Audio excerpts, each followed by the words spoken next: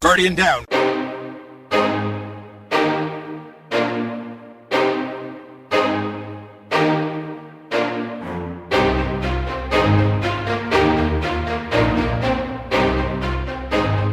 Hey, what's up, everybody? Thanks for spending your time with us today. Welcome to episode 180. Damn. Of Guardian Downcast, a Destiny podcast. If you love to play the game Destiny 2, you've come to the right place. We're a couple of gamer dads that have played Destiny since that day one release back in 2014, and we're just as passionate about it today as we were back then. We discuss key topics and news within the game and community, and we not only seek the stories of Destiny content creators, but we're a podcast that gives a voice to the stories of our Destiny gamers out there, and in this game, it's all about community. We're the show that asks, what's your top 5? I'm your host, ToddtheGatr, and my co-host, Hazel, is here as well. Hey, man. How you been this week? Pretty good, man. Pretty good. Just been playing a little bit of Destiny, or a lot of Destiny, and yeah, you know, and looking at some top 5 lists and stuff. Yeah, something about that. Yeah, something. Yeah. Curious. Interesting. What about you? Interesting. Yeah, it's been an eventful week, let me tell you. By the way, did you have a good Christmas? I didn't ask you that. Oh, yeah. How was your holidays? That was a thing that happened. I forgot all about that. Oh, yeah, that happened. Was Santa good to you? Yeah, always, you know. Very cool. Yep. I've got a really awesome Bengals sweater or sweatshirt, and I've not taken it off pretty much ever. So. Just you think it's good luck or something? Hey, they are in the playoffs. I don't know yet. We'll see. I don't know yet. Yeah, they're looking good, man. They're looking good. Yep. My Bucks are hurting, but anyway. It's been a good week. Santa was good to me. I got a bunch of Destiny t-shirts. I mean, I told my family, listen, go to the Destiny store and just click buy. I'm good. I mean, I like everything in there just about.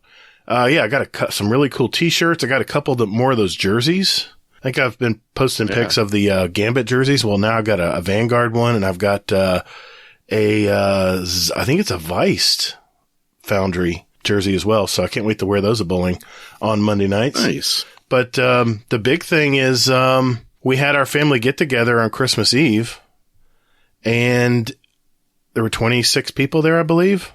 20 of them got the norovirus. You know what that is? Oh, yeah. Yeah. Everyone was having a really rough Christmas morning. Let's just leave it at that. But myself, my wife, my son, and my daughter-in-law, his wife, were the only people that didn't get sick.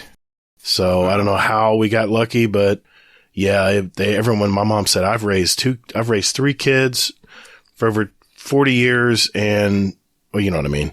And she says, I've never been through what I went through last night. So yeah, I felt for him. But yeah, that was Christmas for our family pretty much, except my house. And my daughter did get sick as well. So she's already feeling better. But here's what we have lined up on the show. Of course, if you can probably hear, it's just a Hazel and Gator show. I don't say just. It's the last episode of 2022. And here's what we have lined up on the show. First, of course, we're going to catch up in our week in Destiny 2.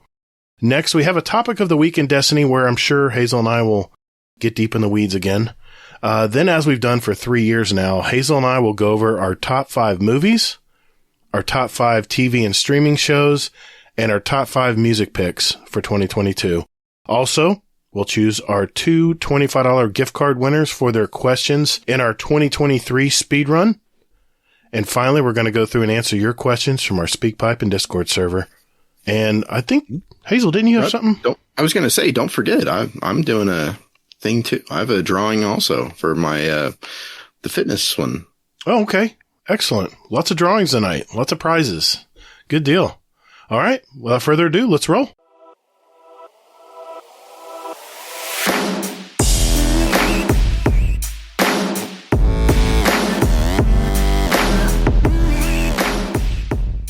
Thanks for listening to Guardian Downcast. You can find us on Twitter at Guardian_D_cast. Or you can find us on Instagram at Guardian_down_cast and see what picks our weekly guests want to share with you. Or just visit our website at guardiandowncast.com for all the contact info and where else to find us. And you can also play any past episodes you like in any order you like, right from your browser. Man, don't or me. Hey, Guardians, while you're at it, follow our Guardian Downcast show playlist on Spotify and iTunes. We post those links in our show description every week. So check us out, and later, Guardian. Toddles! What have you been doing in Destiny this week, man, before we move on to our other topics here? How was your week in Destiny? This holiday week, I should say. Did you bake some cookies? I have been actually baking cookies. What? As much as I hate it and everything else, I'm selling out, and all in the name of... Don't sound so dejected. Jeez. It's bright dust. I am. I am very disturbed by this. But yeah, so I am making some cookies. I'm trying to finish this up. I don't think I'm going to. I think I'm going to hit a wall for the 25 games of Gambit or Crucible. Oh, yes. I mean, they need to have some sort of thing on there where it's like, hey, you know what? You can get a bonus after like 4 games or something like that, or 5 games in a row. It counts as 2 or something. You know, it's just a slog. Yeah, it's pretty detailed what you got to do. It's definitely involved. You can't just boat it in, that's for sure. Yeah. It's that's where everyone seems to be getting hung up on, is the Gambit games. Or Crucible. Yeah, exactly. And that's why I'm like, it's just murder on my soul to stay in there like that. But yeah, I mean, I am going to try it and see. Maybe I can at least get the Ascendant Shard and call it a day from there. Yeah, that's worth it. That's worth it at least. Yep. What about you? Have you already got that title? I am not.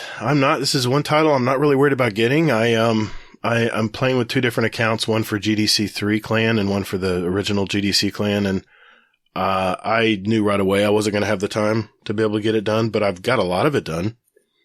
I've got the, dude, those shaders, those 2 shaders are fire. Did you put ones? that, I don't, hold on, I'm going to pull. Are they We don't have dim. Oh, it's going to suck tonight. It's the 2 shaders you get with the challenges that you can complete for the title. And one of them is like iridescent. You put it on and it's like, as you turn, you're just like a rainbow of colors. It's so beautiful, man. Oh, well, no, that's iridescent. I think that one came out before. The shader actually looks like it's like a white and gold, but it's actually like an iridescent, like clear. And then there was another one which was from the prior season. It had a little more gold. Was that from the season pass? No. Or the card or something? I don't believe so. I don't have the game open, so I can't tell. I don't know if you have it open or not, if you could see it, but it's in the rewards. If you go to the reward track, it'll show the 2, I think all you have to do is just make cookies, bake some cookies, and you get it. I think both of them. Let me clear out this room real quick, and I'm trying to get the doggo. Oh, you have to tell me what that's about, because I have not run the story this week yet. Okay, so let me see here. I'm going to it here to see what the name of...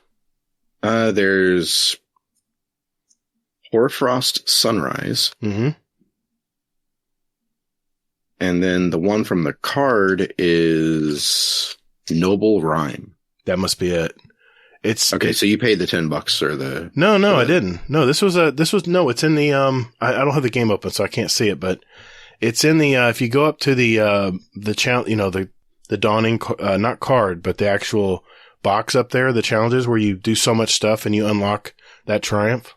Mm-hmm. Yeah, there's two triumphs up there. One's maybe I already got it. You probably did. If you've been making cookies, man, it doesn't take much to get. Oh, one of them is you have to get all the upgrades, all the snowball upgrades and all the, with the, dawning spirit. I did that first on both accounts. Joyful Gift, maybe? Yeah, that sounds right. That sounds about right. Joyful Gift is like a gold and purple kind of thing. I think that's last year's shader, but this year's shader, if you look, it's when you bake so many cookies, it's called Cookie Baker or something. You'll see there's another shader they're giving out this year. And I know, another one you're talking about has a little gold in it. It has a little iridescent, but it definitely has more gold in it. But this other one has a little less gold and it's more translucent. And as you spin around, it's just like a rainbow of prism colors. It's really nice. I don't know. I'm guessing I already have it. I don't know. You probably already unlocked it. It's in the challenges up there. But you just have to cook. You just have to make so many cookies. But I made sure I got that done. I got the ghost for getting so many cookies completed, or bounties, or whatever you want to call it. But yeah, that's what I've been doing too, man. I just been jumping on. I grab my weapon bounties. I grab some planetary bounties if I want to do them, depending on what I'm getting into to get my clan XP. And then, as I'm doing that, of course, you're gathering, your essence and your spirit and everything. And, just playing the game, you're getting this stuff, and then you start making cookies. It's that easy, and deliver them. So, yeah, I've got was it the Stay Frosty pulse rifle? I got one with Kill Clip and Desperado in the same. I was playing with it last night in Crucible, and that's a fun gun, man. That's a fun gun. But this week, the main thing I did this week is, I actually, I've been talking about how I've been wanting to game with Fluffy Fingers MD with the Potato Thumbs podcast. I know he's really into Crucible right now. And I said, dude, let's get together and do some comp. So I did my 7 matches. I got gold 3. And then, I hadn't played anything all week, and I was worried I was going to get delisted or whatever, or decayed from not playing. But it's really weird because I didn't play a match after I got my 7 games in. It stayed there. It didn't move after a week. I think it's not gold. I think it's the one above gold.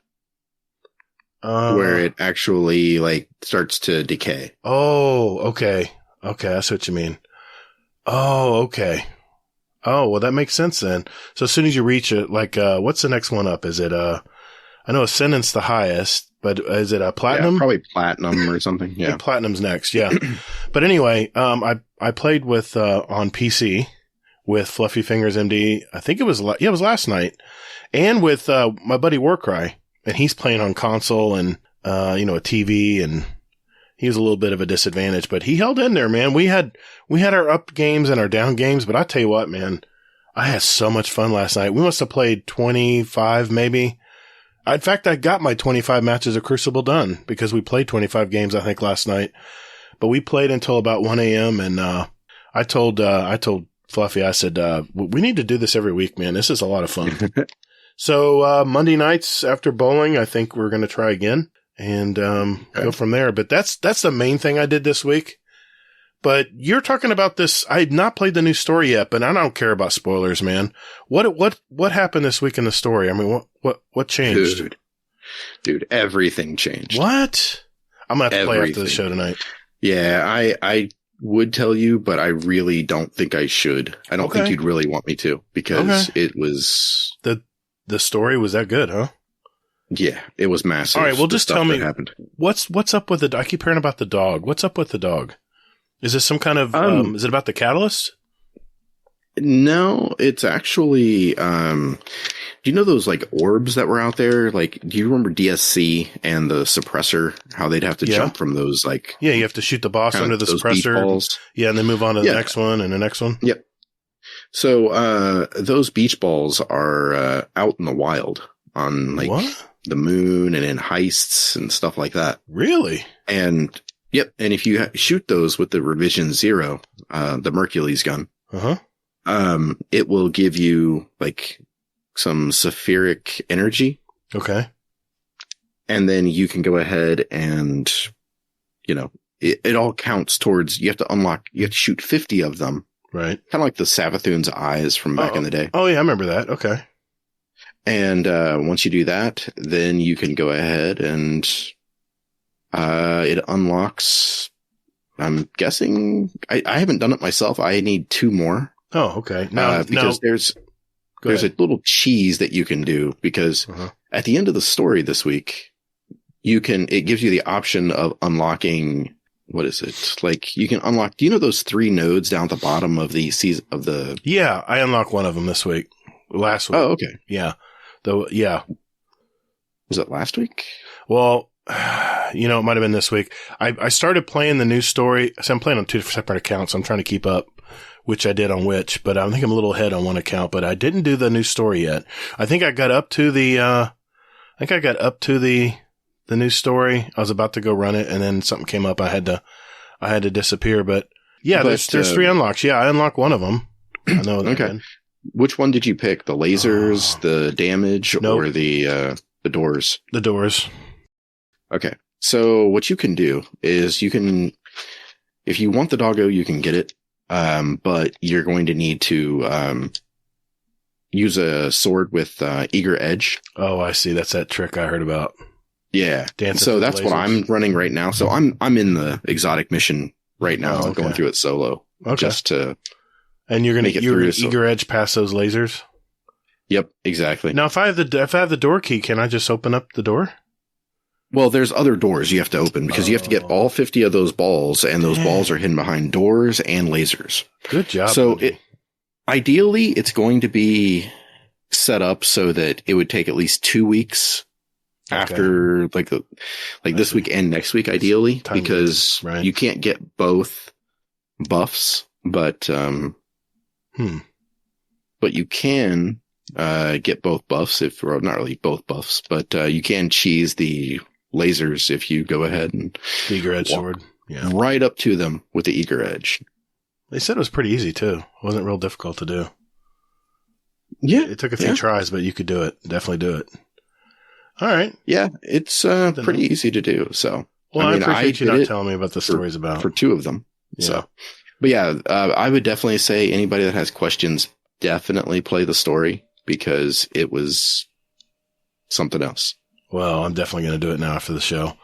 I tried to do it before the show, but I had to get all the, we had our speedrun questions ideas channel that, if you notice, is gone now. It's been deleted. 2022 is gone. Say goodbye. 2023 speedrun channel is in there now. So if you want to add questions for next year's speedrun, not next year's, but next year's, then it's open now to do that. But, well, anything else? Anything else you've been doing? I mean, I know we had the holidays and stuff. Even a lot of people in the clans have been a little more inactive because, family's over and people are doing stuff. Yeah, exactly. Well, the only other thing for me, in IRL things is, I went to my first movie in forever. Really? What'd you go see? Yeah. Puss in Boots. Okay. The new one. And it was awesome. I bet you Addie loved it. Yeah. She said it was a little scary sometimes. So apparently, so we've taken her to see maybe 3 movies, since she's been born. And, for all 3 movies, she has ended up laying on me during the course of the movie. So we're watching this movie and she lays on me again. And guess what? What? I got nice and toasty. Nice. I fell asleep. You fell asleep? You missed some of it? Asleep. You pulled a gator. You pulled a gator. Holy shit. Oh my God. Yeah. Yeah. Oh, it was great. God. I was just laughing. I was like, oh, wow. Yeah. That's a thing. Well, I also saw a movie this week. I saw Babylon, the 3-hour movie, and I didn't fall asleep. My wife thought I did. I'm like, good. I'm not falling asleep.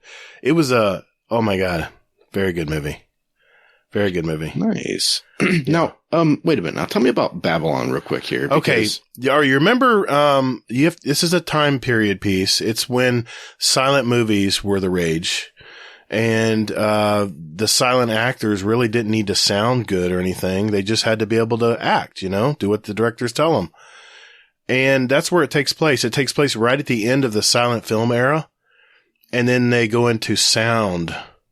The sound studios, start coming out where they're actually filmed not in, what was really wild, Hazel, is the silent movies were almost like vaudeville. They were out in the middle of fields in California. and they had all these lights and trucks and stuff corralled around, and they'd have all these impromptu sets they would put together. And then there was no sound. So all they had to do was just act. And some of the acting was pretty raunchy. I mean, like showing your butt and boobs and whatever else. And anyway, then it's transferring into the sound stage. You know, it's the growing of Hollywood. It's moving into the studios now, and people have to hit their marks. The mic has to be exactly right on them and stuff. And it's a story of how the silent film actors and actresses adapted to a new way of making movies. And, it's really good. It's long, but, you know what? It wasn't long, like filler long. It just had a lot to tell. There was a lot to cover in this movie, and it's worth the 3 hours of watching it. Believe me. So that's interesting. I mean, that's, Yeah, it was really good. And I had no idea what I was going into to watch this movie, because if you watch the trailer, it really doesn't do it justice.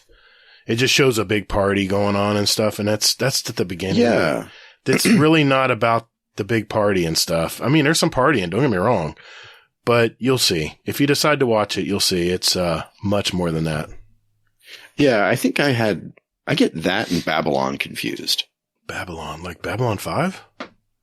Like no, there's another movie out there that's I think Babylon? It's with was that like a 70s movie? I'm trying to remember. That sounds familiar. I think it was, yeah. Okay. Then I know what you're talking about then. Okay. Yeah, well, we'll talk about it later, maybe. We'll have to see, but Ooh. Yeah, we'll have to see. But yeah, I mean, that's pretty much what I've been doing in Destiny. Is there anything else you want to mention before we move on? Not much. I will be posting some more stuff, so I'm looking forward to that. So okay, I'm getting back into it a little bit. I've missed it. I need to get back into it. Okay, good deal. So, all right. Yep. Well, we're gonna do our topic of the week. That's what we're gonna do next.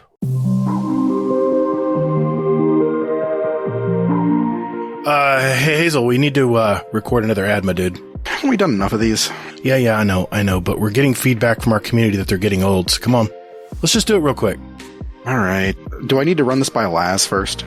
No, we're fine. Hey, everyone. We just wanted to let everyone know that if you're looking for a clan, we have a Destiny 2 clan, and we invite you all to be a part of it. All we ask is that you join our Discord community and just enjoy playing the game. We will communicate with you there, and you'll also be assigned a special clan role as well, and a channel. So look for the invite link in our Discord, in our GDC clan channel, or you can click the link right down there below in our show description.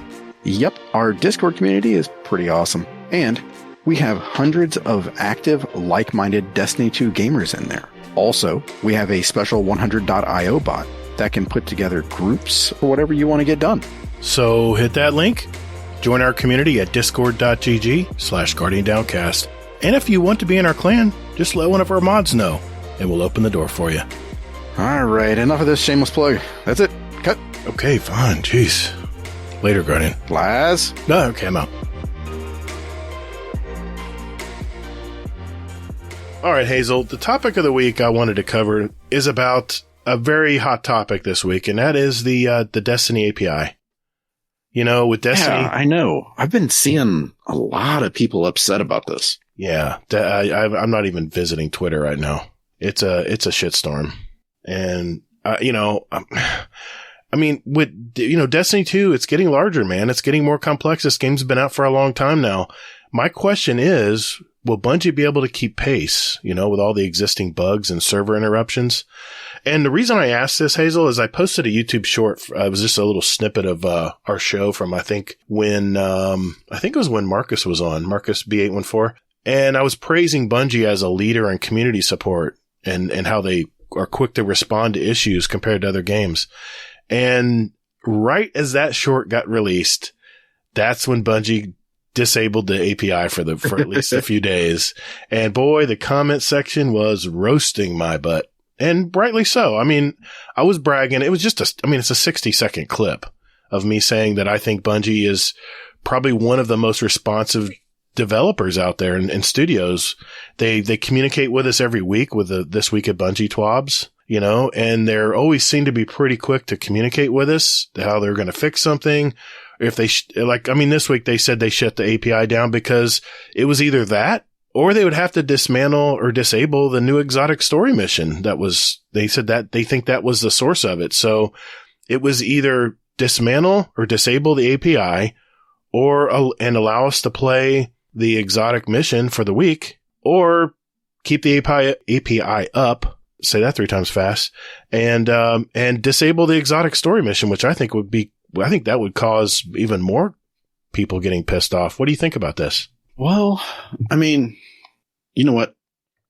I mean, yes, okay, it does suck, but I'll be honest, and I'm going to say that probably, I mean, well, yeah, I'm sure that player count is high again. Mm-hmm. It's not as high as it was typically just because of the holidays. Right. So I think that just kind of adds to everybody's anger and rage, is because it's the people that are like getting on trying to do stuff. Like, you know, like me, I had 2 days off this week. So I was like, hey, you know what? I'm going to go ahead. I'm going to try to get this done.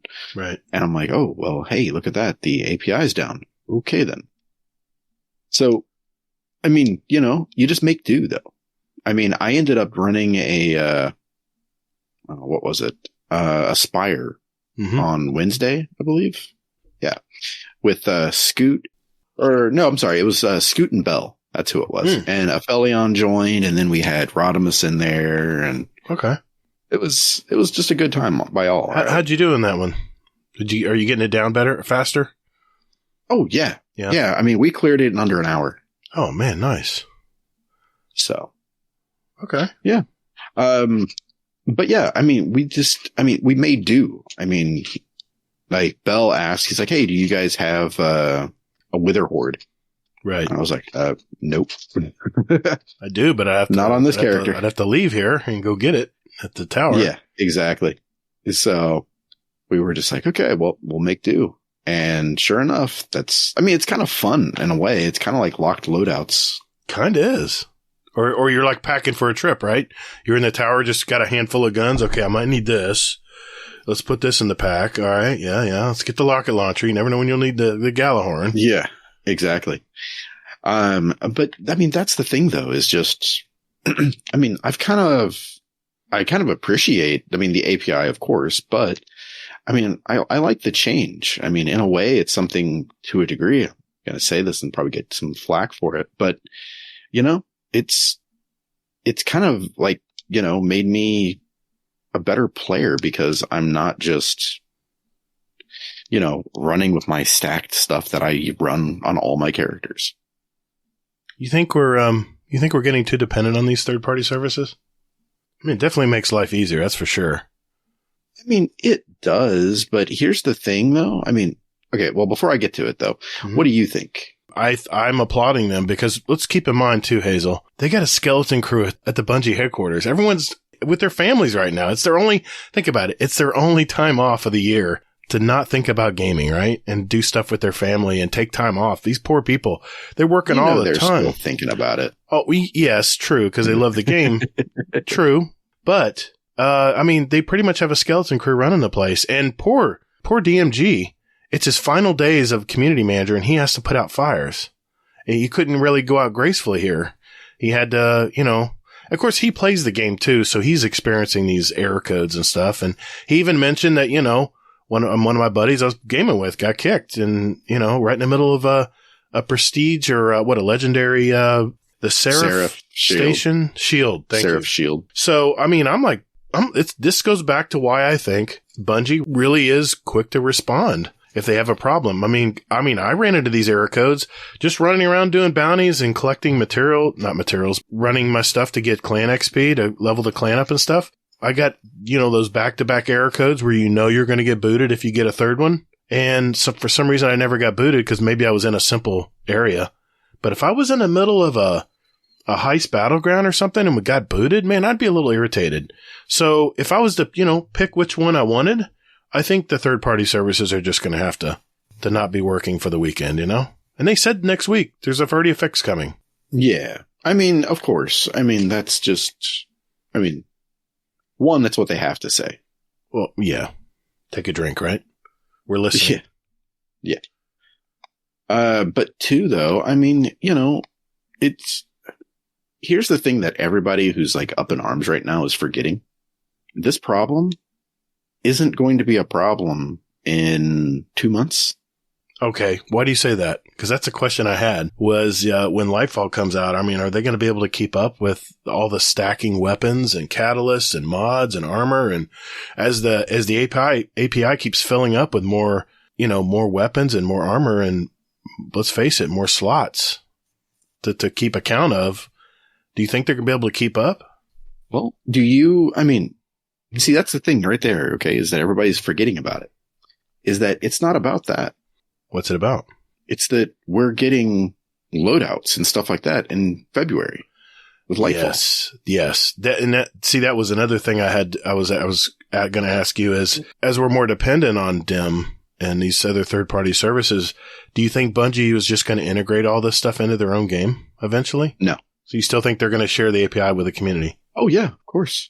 Why do you say that? What makes you think that? You just don't think, you think it's just too big an undertaking? Or do the third party services just add so much value that Bungie doesn't have to worry about it, you know? Well, yeah, exactly. I mean, they add tons of value. They add value to because come on now, do you seriously think that when Bungie releases the new loadout system, that they're going to include basically like a min-max kind of thing so you can max out you can pick like what exotic you want to run, and then it lets you like say like, hey, you know what? You're running this, so why don't you run this to max your discipline so you can have a cool grenade build? Do you really think it's going to get that in depth? I don't know. That's why I was asking you. I mean, I don't. Come on. I mean, they're talking about. Come on. Well, I mean, they're making a lot of changes in Lightfall. I mean, we're going to have a rep system coming in. Which makes me think, please, Bungie, please, for the love of God, please increase the player count in clans. Really? I mean, this seems like something that should have been done years ago. But you think we'll be okay then? No, I still think the APIs are still going to be out there, and I mean, they're going to be just as important as they are now. I mean, probably more so, because we can go in and set up basically like our builds, and then we can go ahead and build our loadout around them. Maybe it's just me, but it just seems like lately there's just been so many more errors existing that I'm not used to dealing with. Maybe I'm spoiled from all the years of Destiny where we didn't get error codes. Is it just me, or does it seem like lately there's just been more and more of them as they add stuff? I think that Bungie is needing to, in Bungie terms, break bones in order to, you know how they say that in the TWAB sometimes, that we have to break the bone? Right. But I just have a feeling that that's what they're doing, is they're just breaking the bones so that way they can go in and get this done, basically. Expose the weaknesses now, right? Yeah, okay, exactly. I follow you. I mean, so they're basically breaking them now so that way we don't have to deal with it later. God, I hope you're right. I really do. Yeah, I do too. I mean, all right. But I just think they should tell us if that's what they're doing, though. It'd be nice. I mean, they were already pretty transparent with us as it is. I mean, I was getting messages like, API's down. Woohoo! Great video. I was like, dude, did you want the exotic mission to run this week, or did you want your third-party services? I mean, I don't know about you. They want their cake and eat it too. Of course. I know. And that's YouTube. That's just the way YouTube is. I get it. But gosh, man, I mean, I've played some really bad video games, man. I cannot see Destiny, even on its worst day, is still not as bad as some of the games I've played that have come out and just been a total mess. Well, yeah. So, I mean, I think people forget that. I really do. And like I said, this is probably the Destiny shill in me coming out, but I played a lot of video games in my day, back in my day. But I've experienced when you would have years where no one would say anything to you. There was no community support. It was like, there's the game. Play it or don't play it. Good luck. I mean, even with Bungie, I mean, that's how it used to be.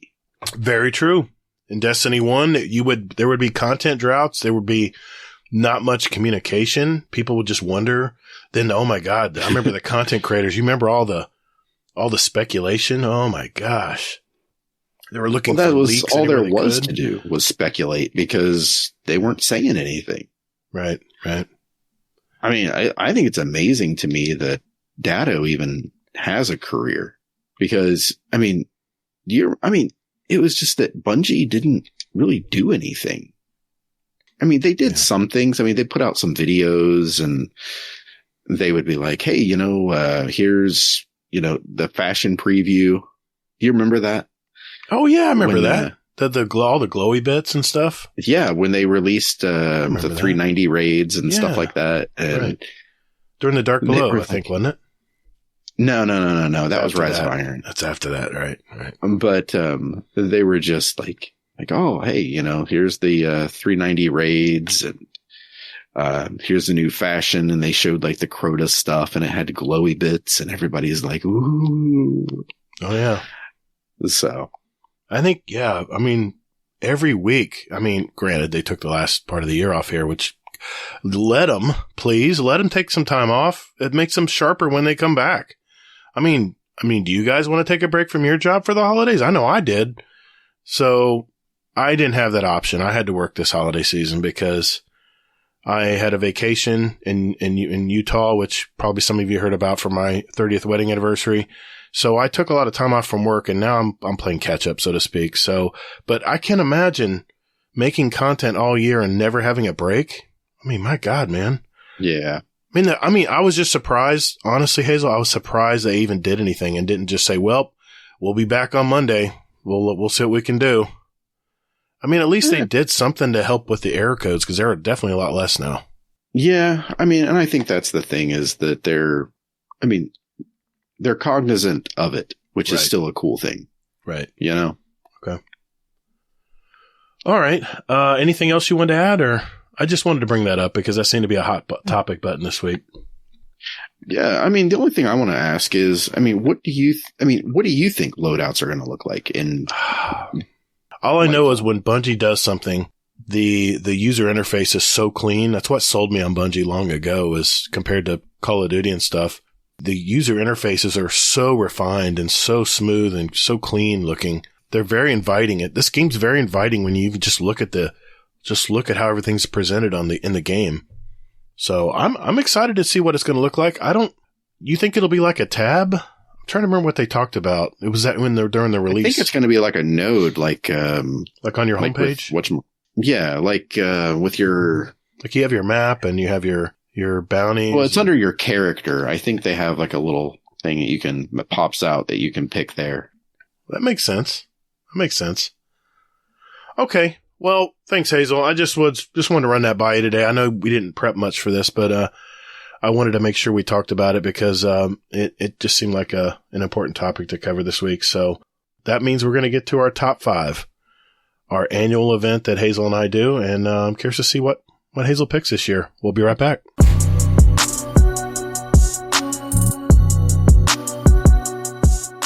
Yo, what up? Native Raider here, and you're listening to Guardian Downcast. Check it out.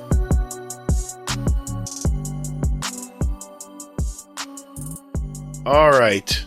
For those of you who are kind of new to our show this year, Hazel and I like to do we used to talk a lot of entertainment and movies and stuff on our show, and we haven't really done a lot of that lately. It's been a lot of Destiny. I mean, my God, there's been a lot going on. But every year... We also had like a 4-hour show then, too. Oh, well, God, yes, that's right. True. Well, at the end of the year, we like to kind of take a look back at 2022, or the year, and just kind of go with some of our top things that we loved. And tonight we're going to start with our top 5 movies that we've seen this year. And Hazel, what is your number 5 movie for 2022? So you pushed me on this. Mm-hmm. Okay. Mm-hmm. So you made me, because I usually just say like, hey, these are 5 movies that I liked. And I really try not to say that this one is like better than the others or something like that. Right. But you forced me to do it this time. Oh, come on. Everyone likes a countdown. I don't know. Well, man. You can say they're not in any particular order, but that's fine. I kind of have a but ranking. you forced me to do this. Okay. So right. I'm just blaming you. You're under this. protest. I got it. Exactly. All right.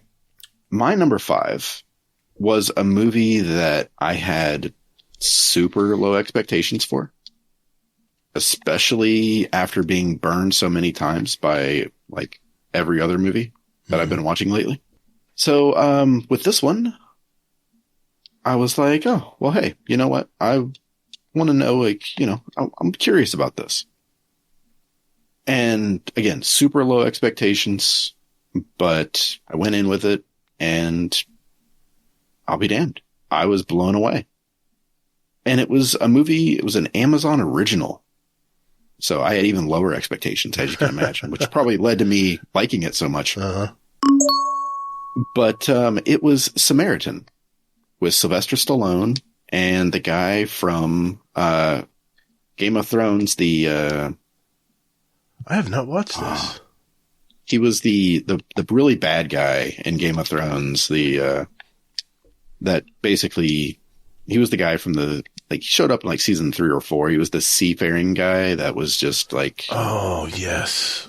Yeah, it was him and Cersei, and yeah, yes, it was a thing. Right. But yeah, so it was him, and he plays a villain, and Sylvester Stallone plays a guy who's trying to hide out, and he's like, hey, you know, I'm just a guy, this kind of thing. Well, this kid thinks that he's this hero named Samaritan. And he's like, no, it's not me, kid, go away. Well, one thing leads to another, and come to find out, this guy's got powers. So it's really a cool concept, and it definitely plays with some cool themes that I really, really appreciated.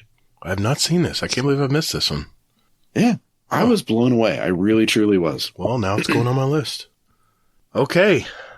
My number 5 movie of the year. And let me preface this, that all of these movies I'm picking, I watched at the physical theater this year. And I'll admit, this year was a little bit of a strange year because we're kind of in that COVID lag where whatever movies they made before COVID moved in, they kind of shuffled those out.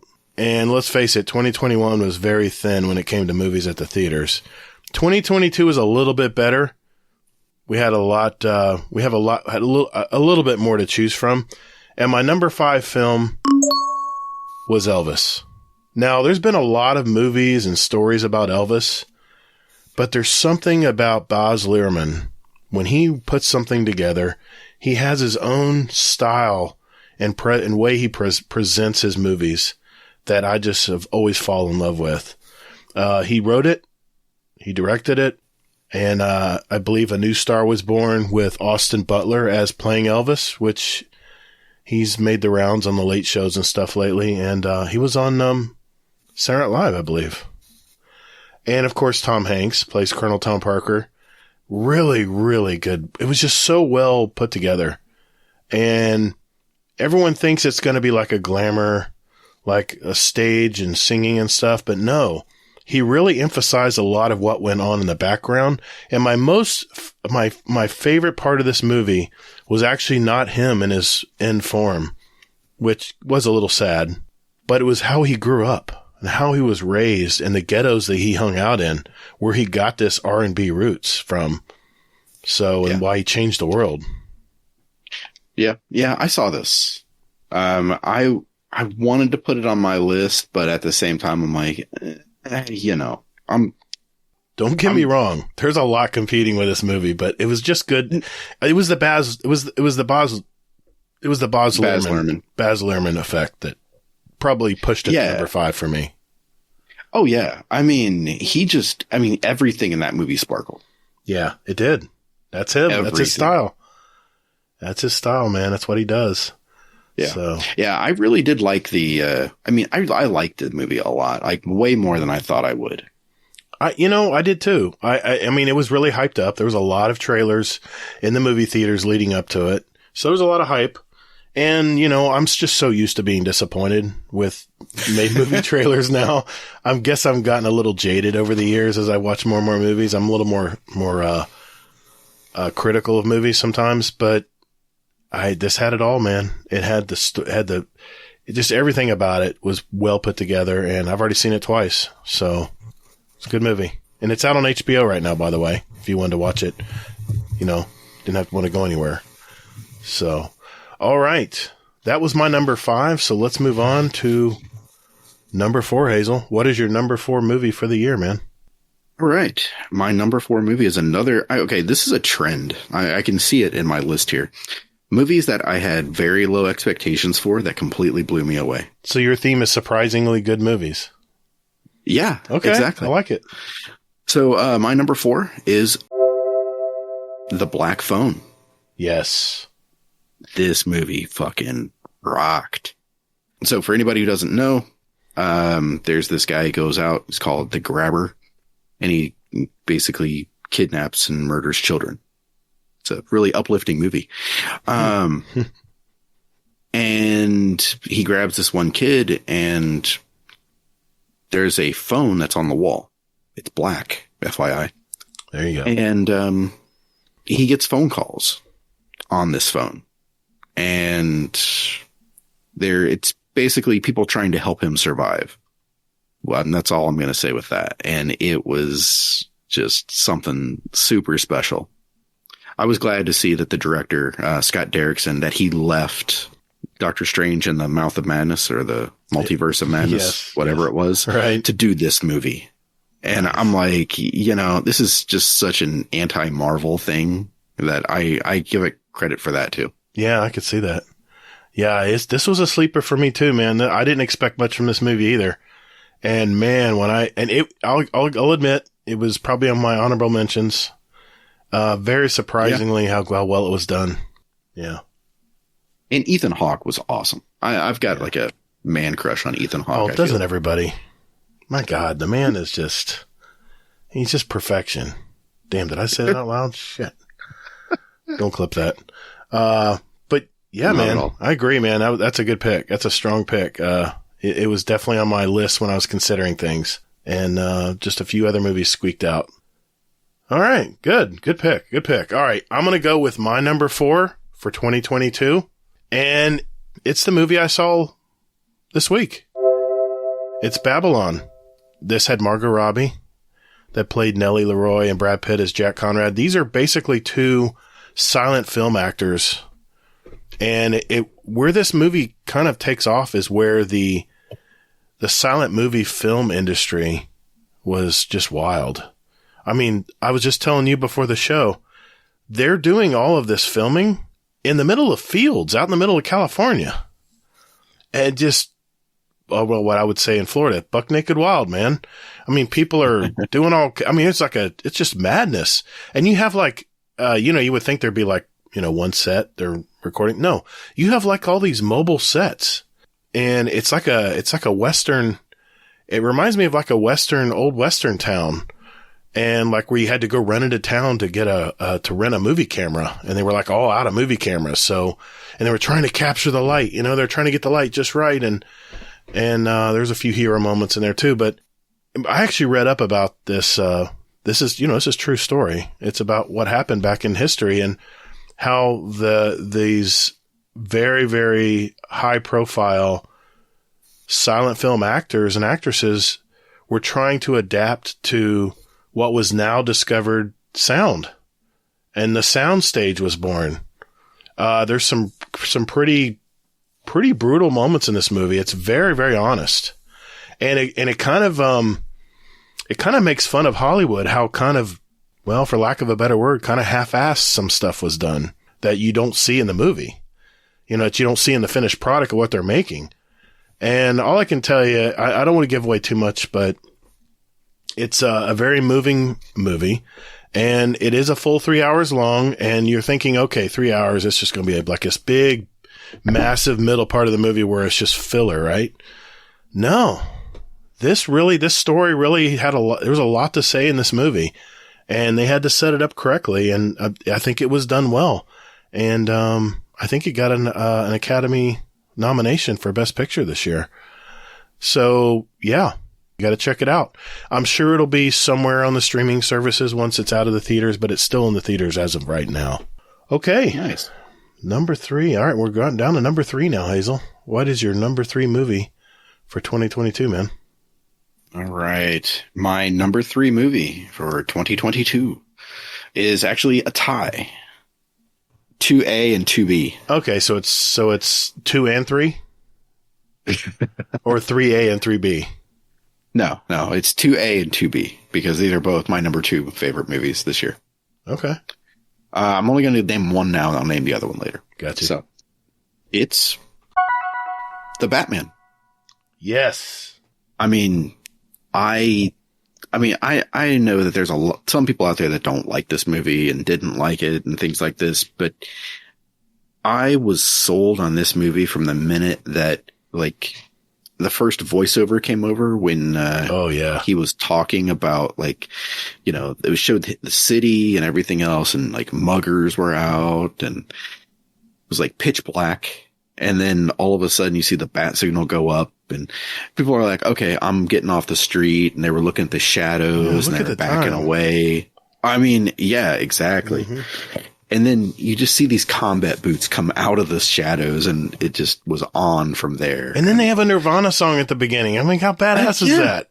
Exactly. It's like, how can you go wrong with this? So yeah, it's just, everything about this movie to me just fit the tone. Good pick. Can't beat that pick, man. That's a worthy number 3. Definitely is. Well, yep. My number 3 was a little different, and it's probably the opposite of that kind of movie. And this one I saw pretty late in the season. I think I saw this in November. And it's just going to be a surprise for you. I loved The Fabelmans.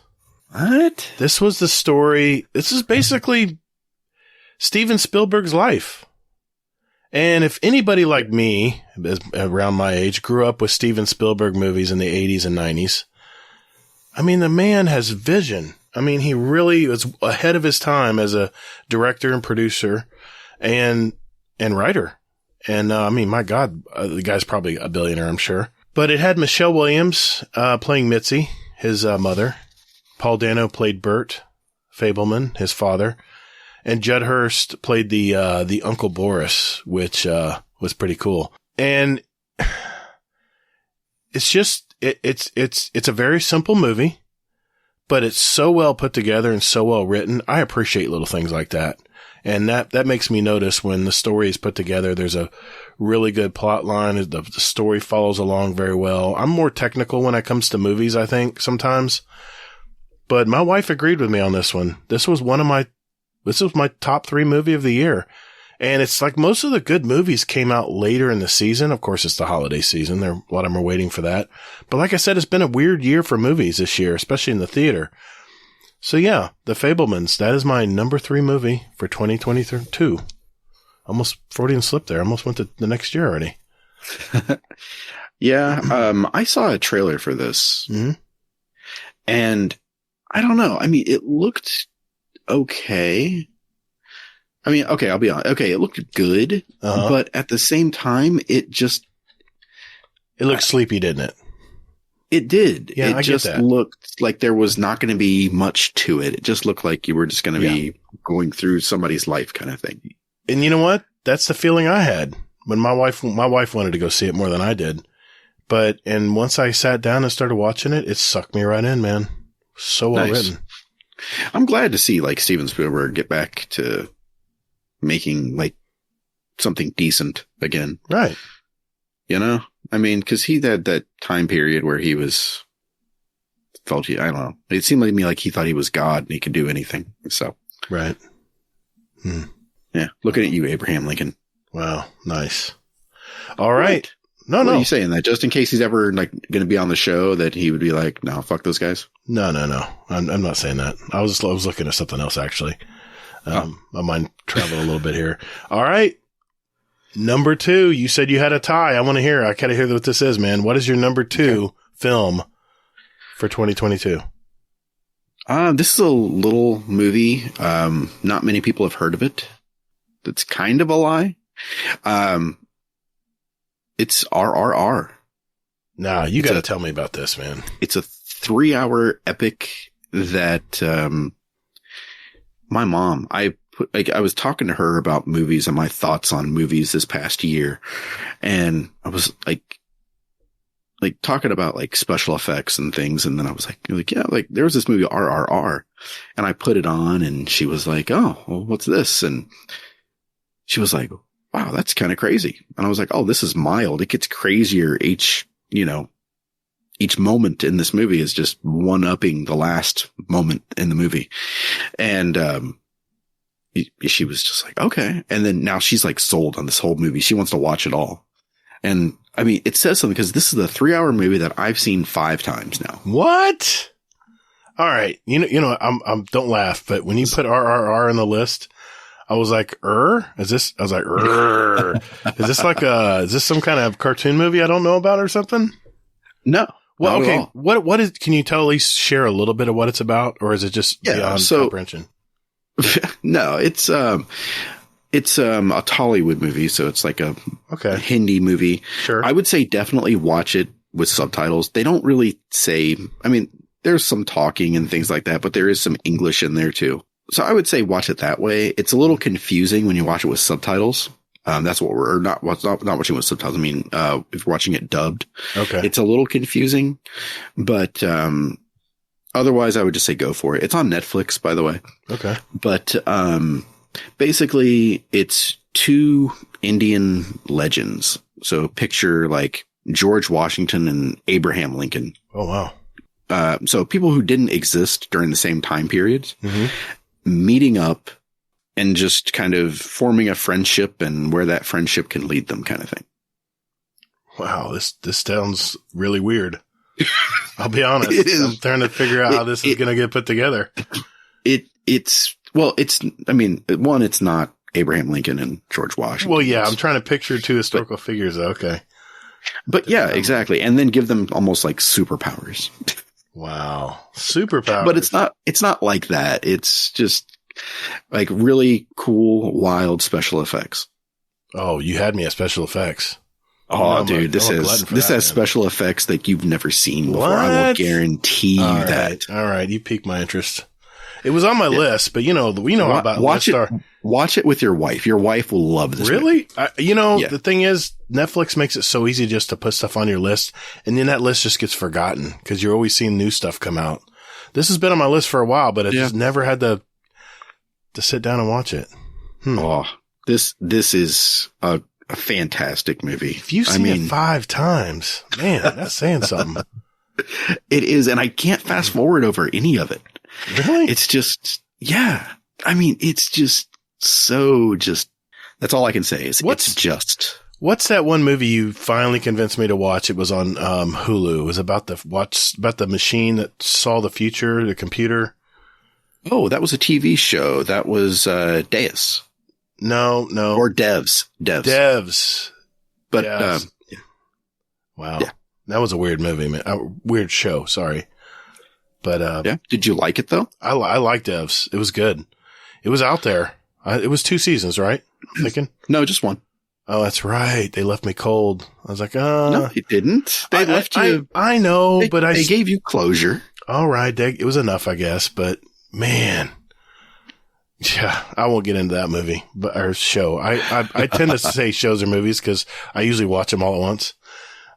They practically are just long movies. Exactly. Just put together in episodes. All right. Good pick. I need to watch that again, actually. You got my interest. I'm going to have to watch this now. So, all right. My number 2 movie for 2022 is The Batman. I cannot tell you. This is my number 2 for the year is The Batman. I know you mentioned it further down, but Robert Pattinson as the new Bruce Wayne did such a great job. And Zoe Kravitz, my God, beautiful woman. She did really good playing Catwoman. And it was just loaded with stars, man. You had Jeffrey Wright as Gordon, Commissioner Gordon. Yeah. You had Colin Farrell as Oz, Paul Dano again. Here he is as the Riddler, John Turturro as Carmine Falcone, and Andy Serkis. How good was he playing Alfred, man? Yeah.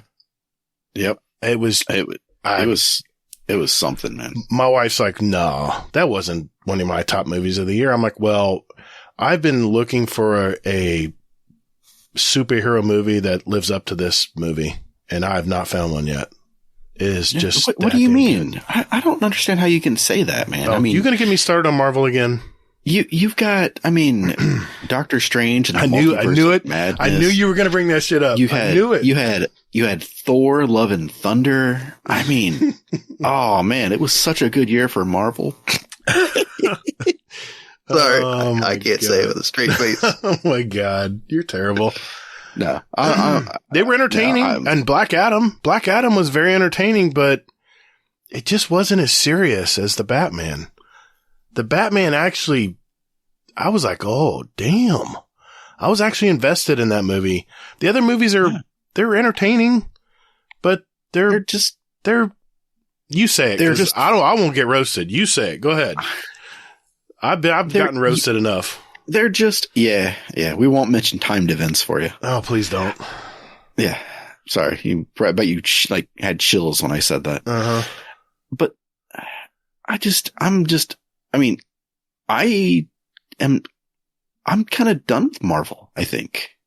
I'm not done. I'm hopeful. I'm not gonna, I mean, assuming unless everything changes, mm-hmm. and it's glorious and everything else, mm-hmm. then I'm going to go back and watch it. But really, I mean, I'm done. I'm not going to see Black Panther. I don't care about Ant-Man. I'm just kind of done with it. This phase ruined it. Wow.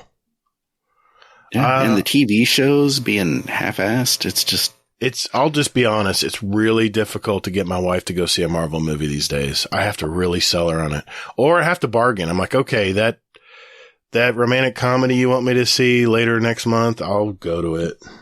And is it worth it for that though? Sometimes I wonder. Her movie ends up being better anyway. Well, exactly. I mean, that's the thing is, God. I mean, Marvel just needs to change some shit up. I mean, they need. I mean, I started to I mean, they have all these loose threads that just aren't going anywhere. I mean, I've been saying it for a while now. It's like junk food. I mean, it's consumable. It definitely is going to get the box office, man. It's like Call of Duty. You know, they're still doing it all these years and they still outsell every year. I kind of compared Marvel with Call of Duty right now. Oh, I'm going to get roasted for that one. But no, you're right. I mean, it is. You know what's coming. You know what to expect, and it comes out regularly. Can I add to that that probably Call of Duty is somewhat better because you actually get to do stuff. You don't just sit there and stare at a screen and be like, wow, okay, this is how I'm going to pass my time. I guess that's my thing is I'm just over passing my time with Marvel movies that are just kind of filler. I mean, they're not leading anywhere. Yeah. Oh, well, I don't want to get too many people heated about it, but that's my opinion. Hey, they can at me. I have broad shoulders. I'll live. I promise. Okay. That's at Hazel NT, everyone. Catch him on Twitter, by the way. All right. It's time, man. Hazel, what is your number one movie for 2022? Oh, wow. Okay. So, I got to give a shout out actually to Golden God. I bet he doesn't even remember this, but he saw this movie and he posted about it and said, this was a great movie. And I was like, really? Great movie, huh? Well, I finally got around to it and I watched it and holy shit. This movie fucking blew me away. It's The Northman. See, My wife was kicking my butt telling me, why didn't you include this in your top 5? Because it was very good. It was fantastic. I mean, Robert Eggers, the director. I mean, oh my God, there was just so much about this that I loved. It was bloody. Well, I mean, that didn't even. It was secondary. I agree. It was secondary because, yeah. Go ahead. No. That didn't even matter to me about the blood. I was just more focused on just how beautiful it all was. I mean, it was dark in some spots. It was bright. It was beautiful. It was an experience. I mean, it's an experience I haven't had in a movie in probably years, easily. I guess that me watching that sort of put a nail in the coffin for Marvel movies to me. You know, I guess it just resounded with me. But for anybody who doesn't know, basically it's about a kid who grows up, his father was killed, and he gets revenge wants revenge on the person that killed his father. It's gripping. It's definitely gripping. It's definitely a highlight. Man, it's definitely a highlight. It was an experience from start to finish. Gator's like no, wow, my wife was right. She agrees with you because she couldn't believe I didn't include it in my list. I was like, well, honey, it's a good movie, but there was something much better.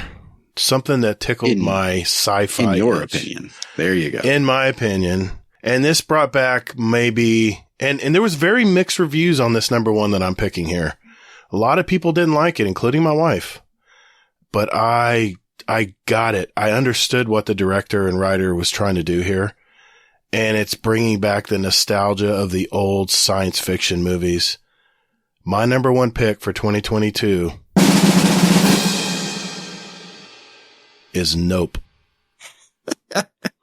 I'm telling you, this movie was genius. Jordan Peele wrote it and directed it.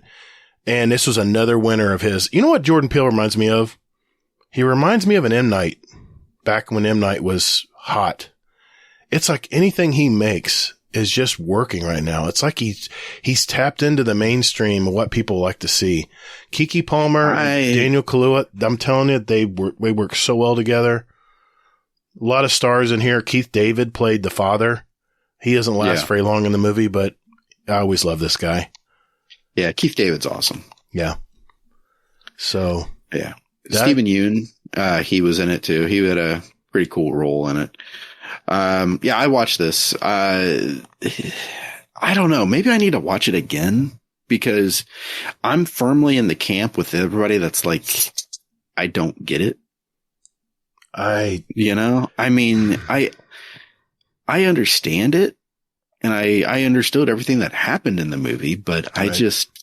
I don't know. I think there was something else in it that I just missed completely. If you watched a lot of the old time black and white science fiction movies, that's what this really tapped into. And, well, yeah, I mean, Plan 9 from Outer Space, stuff like that. Stuff like that, exactly. But it went, what it did, Hazel, it was like a version of that for today.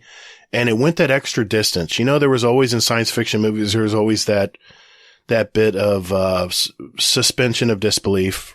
You know, you had to kind of believe what was really happening. Well, with the special effects and everything that they can do on computers now, God, it made this alien so devious and what it wanted and required. And it just threw me for a loop, man. I went in here thinking this was just going to be like an M. Night movie. And, it was going to be a little weird and have but just the way it finished up, my mouth was agape at the end of the movie. I wanted to go back in and see it again. And I've seen this one twice already. So I don't know where you can see this. It might be on HBO. I don't know. I think it's on Paramount Plus or Peacock. I think Peacock. Okay. Oh man, even better. Yeah. That's like $5 a month. That's cheap. Yeah. Yeah. I watched this and I just did not get it. I wanted to get it. I mean, I loved Us. I loved, I mean, his other movies, what was it? Get Out. See, those movies left me a little befuddled at the end. I understood what he was doing, but I was like, why did he do this though? Why did he show?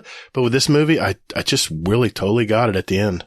I totally got what he was trying to do. And maybe it was just that connection that just made it my number one this year. And this was one of my ones I didn't give this one much credit, and it surprised me like a lot of your movies did for you.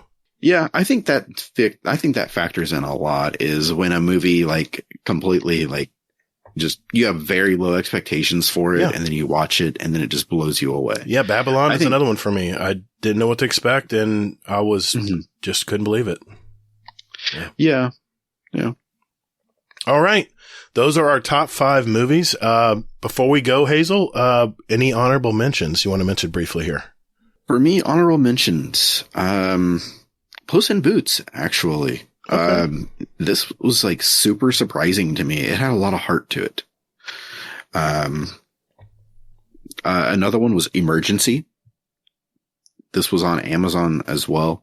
This was fun because this was about, I think it was. I don't think I've seen this. 2 African-American guys and a Hispanic guy. They are in college and this kind of thing. And they come home and there's a white girl just passed out on their floor. And they are dealing with all of the like racial ramifications if they call the police, if they're like, okay, well, let's take her to the hospital. And then it's just like this dance that happens in this movie. I'm writing notes. Emergency. That's another one. RRR and Emergency. Got to see these right away. And Samaritan. Right. Yeah. All right. Okay. So yeah, those are 2 of my honorable mentions. I have 3 honorable mentions. One ties to, of course, nostalgia, and everyone's probably already knows what I'm going to say, and it's Top Gun Maverick. It was done so well that it mimicked the first movie, and all those people who watched that movie in the 80s, even to every detail, this remake was done. And, of course, Tom Cruise, he's awesome. The flight scenes. I haven't seen this yet. But you haven't seen this? Oh my God, I haven't, dude. because I've been wanting to, but I know. My wife was going to watch it with me, and she's already seen it. She wants to watch it again. If this is any indication, my wife doesn't like these kind of movies, and she loved it.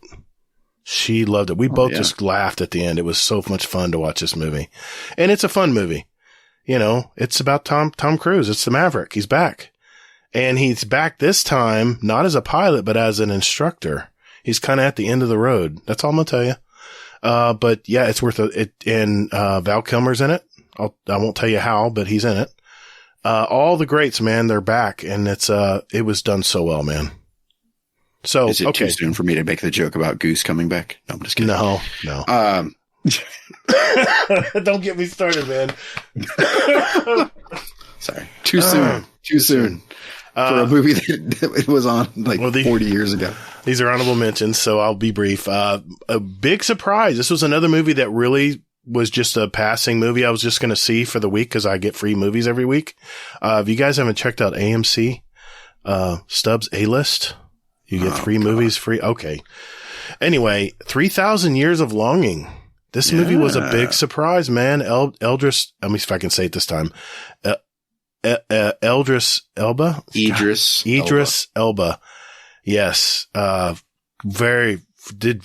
played the genie in this movie, and it was just done so well. And, just want to mention that one. It's worth a watch if you see it out there on the streaming services. And I know this is out on HBO right now because I'm going to watch it again, and that's Don't Worry, Darling. And this movie was a kind of trippy science fiction movie where they're kind of back in the 50s. I won't tell you how it ends or anything like that, but I will tell you this. The most crucial part of the movie is when I went out of the theater to go use the bathroom. I came back and my wife's like, "Oh my God, you missed it. You missed the most best part of this movie was at the very end when I went to the bathroom thinking I already knew what was going to happen." So yeah, Don't Worry, Darling. That's an honorable mention as well. All right. We were going to take a break. We'll be right back with our top 5 TV and streaming shows of 2022. Hang in there.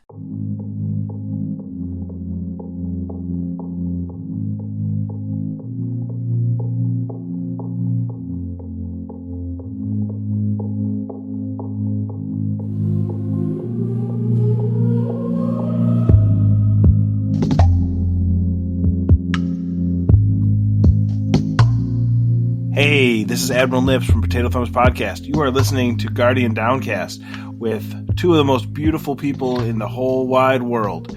Like what you like and don't apologize.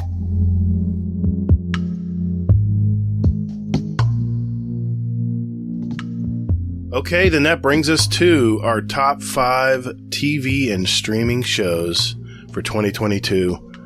Hazel, I'm going to start with you again, man. What is your number 5 pick for this year? Okay, this was hard.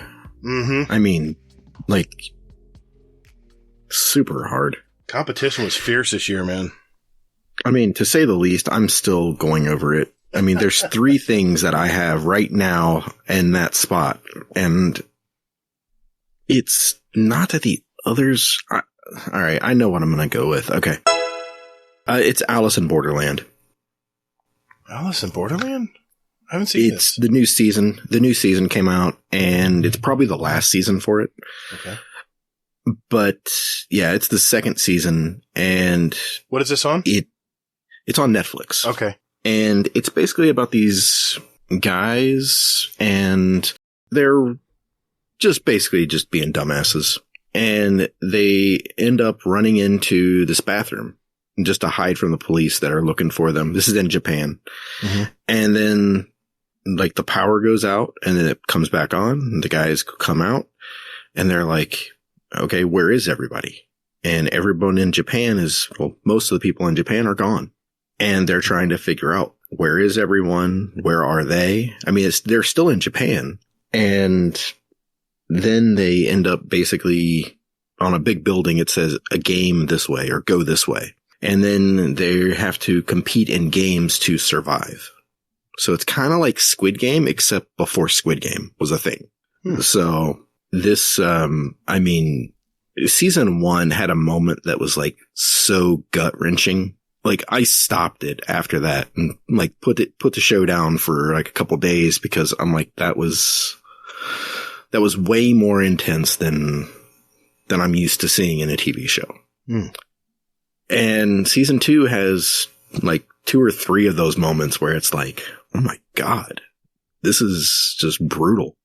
And it's just that kind of brutality kind of thing where it's like, again, it's Hazel wants the world to burn. He doesn't want the world to burn. He just wants realism. And in this, it's pretty damn realistic that, you know, anyone can die at any time. But yeah. So it's a Japanese film. It's a TV show. I'm sorry. If I keep saying film, just know that I mean TV show. I think all these TV shows are just films broken up into episodes. I really do. Yeah. Yeah. And I mean, it's fantastic. I mean, and all right, let me write that. You're just rooting for the main characters. You're just like, you know, Alice in Borderland. All right. Yeah. Yep. It'll hook you from episode 1. I'm telling you, that's what I love about this episode is I will get so much of a new list of stuff to watch by the time we're done. Maybe not on your side, but at least on my side.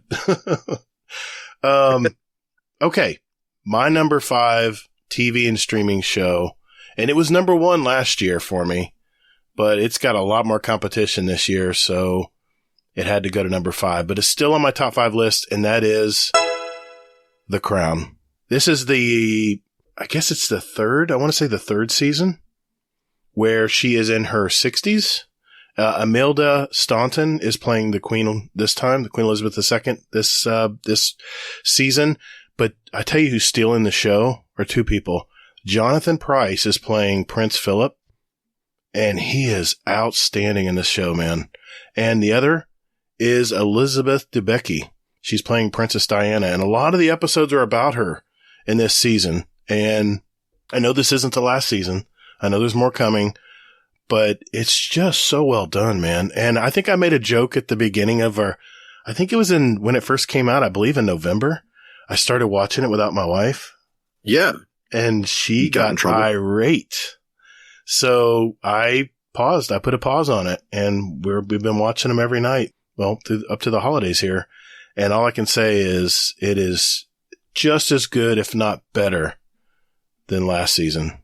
So it was number 1 last season for me. Or last season was number 1 for me for last year. So yeah, just as good. All right. I know we're going to have a hard time getting through these, man, because there's so much competition in streaming shows these days. But what is your number 4 streaming and TV show for 2022, Hazel? This is a show that was on Netflix. It's only 8 episodes, and it was canceled, unfortunately, despite me and many other people going onto Twitter trying to save it. So that's all you're in for is 8 episodes. Oh. It came out in January, actually. So I had to go back and look just to make sure that I was still within the rules of this year kind of thing. Mm-hmm. And it's Archive 81. This is based on a podcast. Oh, yes. I watched this. You recommended it to me, and I did see it. Yeah. This was something that will stick with you, I think, for a while. And basically it's about a guy who restores, like VCR tapes and audio tapes and things like that. And, his new job, his new assignment is, basically kind of like diving into a cult of sorts. Mm-hmm.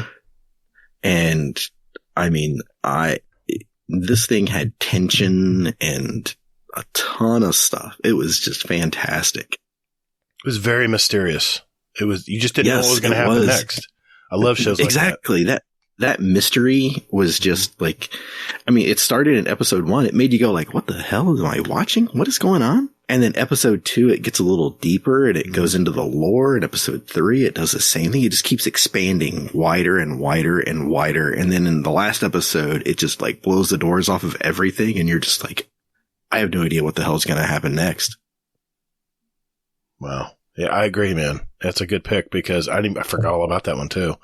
It was, yeah, see, I wrote down everything that I watched all year. See, with movies, I just went to my AMC Stubbs A-list. I went to my movies and it actually showed me my whole history for the whole year. And that's how I got my top picks from that. But it's a little more difficult on all the streaming services that are available now. We talked about that in our other podcasts about how we're just inundated with streaming services now. It's just so hard to keep up. So good pick, man. That was a good one. I watched all the episodes and it was really good. So, but there's, like I said, man, there's so much competition for good entertainment now. And my number 4 for 2022, it's on Netflix and it was the final episodes. This season is just closed down. I mean, this show's now closed, and that's Ozark. These were the final seasons. They broke up. I think it was 10 seasons. They did 5 seasons in the spring of this year, and they did the final 5 before the holidays started coming around the bend here. And episodes, yeah, that's what I meant. Yeah, they split the episodes into 2 like mini seasons for this year before they finished it up, and it did not end the way I thought it would. I'll have to say that I thought it was going to end a different way, and I was very surprised how it all ended. So if you've kind of dabbled in Ozark and or you don't know about it, you're missing out. This is some quality entertainment. Jason Bateman, and more importantly, Laura Linney. She kind of stole the show for me. God. I mean, don't get me wrong. Jason Bateman he's very good. Julia Garner played Ruth Langmore, and I tell you, she won Best Supporting Actress last year for this. On the Emmys, and well worth it. I mean, she did a great job, and just it neatly wrapped up everybody and every character really nicely in a nice little bow. Yeah, you're right. Sophia Hubitz, she played the daughter. Yeah, she did good too. I mean, every character pulled their weight. Yeah, I mean, yeah, I agree. I mean, it was a good show. I had it on my list originally. It was one of those ones that was kind of there at number 5. But I'm like, you know what? I just did not like the ending that much. Okay. It was controversial. I think some people thought it should end it differently, but I was satisfied. But although, I mean, I did give it mad props when Laura Linney yelled at the top of her lungs in traffic, "Suck my dick." Oh, that was so just... good, man. I had chills and I was like, oh my God. See, I watched Laura Linney in all those 80s movies when I was growing up. And she was a heartthrob back then, man. I mean, she's our age, well, my age now, but, I think she's almost my age, exactly my age. And, she still got it, man. Fantastic. Fantastic actress. I really think she got snubbed. I think she should have won last year, and she got snubbed. She was, I think she was she nominated? I think she was, but Julia Garner beat her out. But I mean, they both did great jobs, so I won't linger on it. I just want to just mention that's my number 4. Really good show. And if you haven't watched it, my God, man, what are you waiting for? It's not what you think. And the first, you'll be hooked from the very first episode. They hook you right away. So, okay. All right. That leads us to number 3, top 5 of our top 5 streaming and TV shows for 2022. What do you got for number 3, Hazel? Okay. So my number 3 is a show that when it was on when we were talking and I was forced to watch this week to week. Okay. And I'll be brutally honest.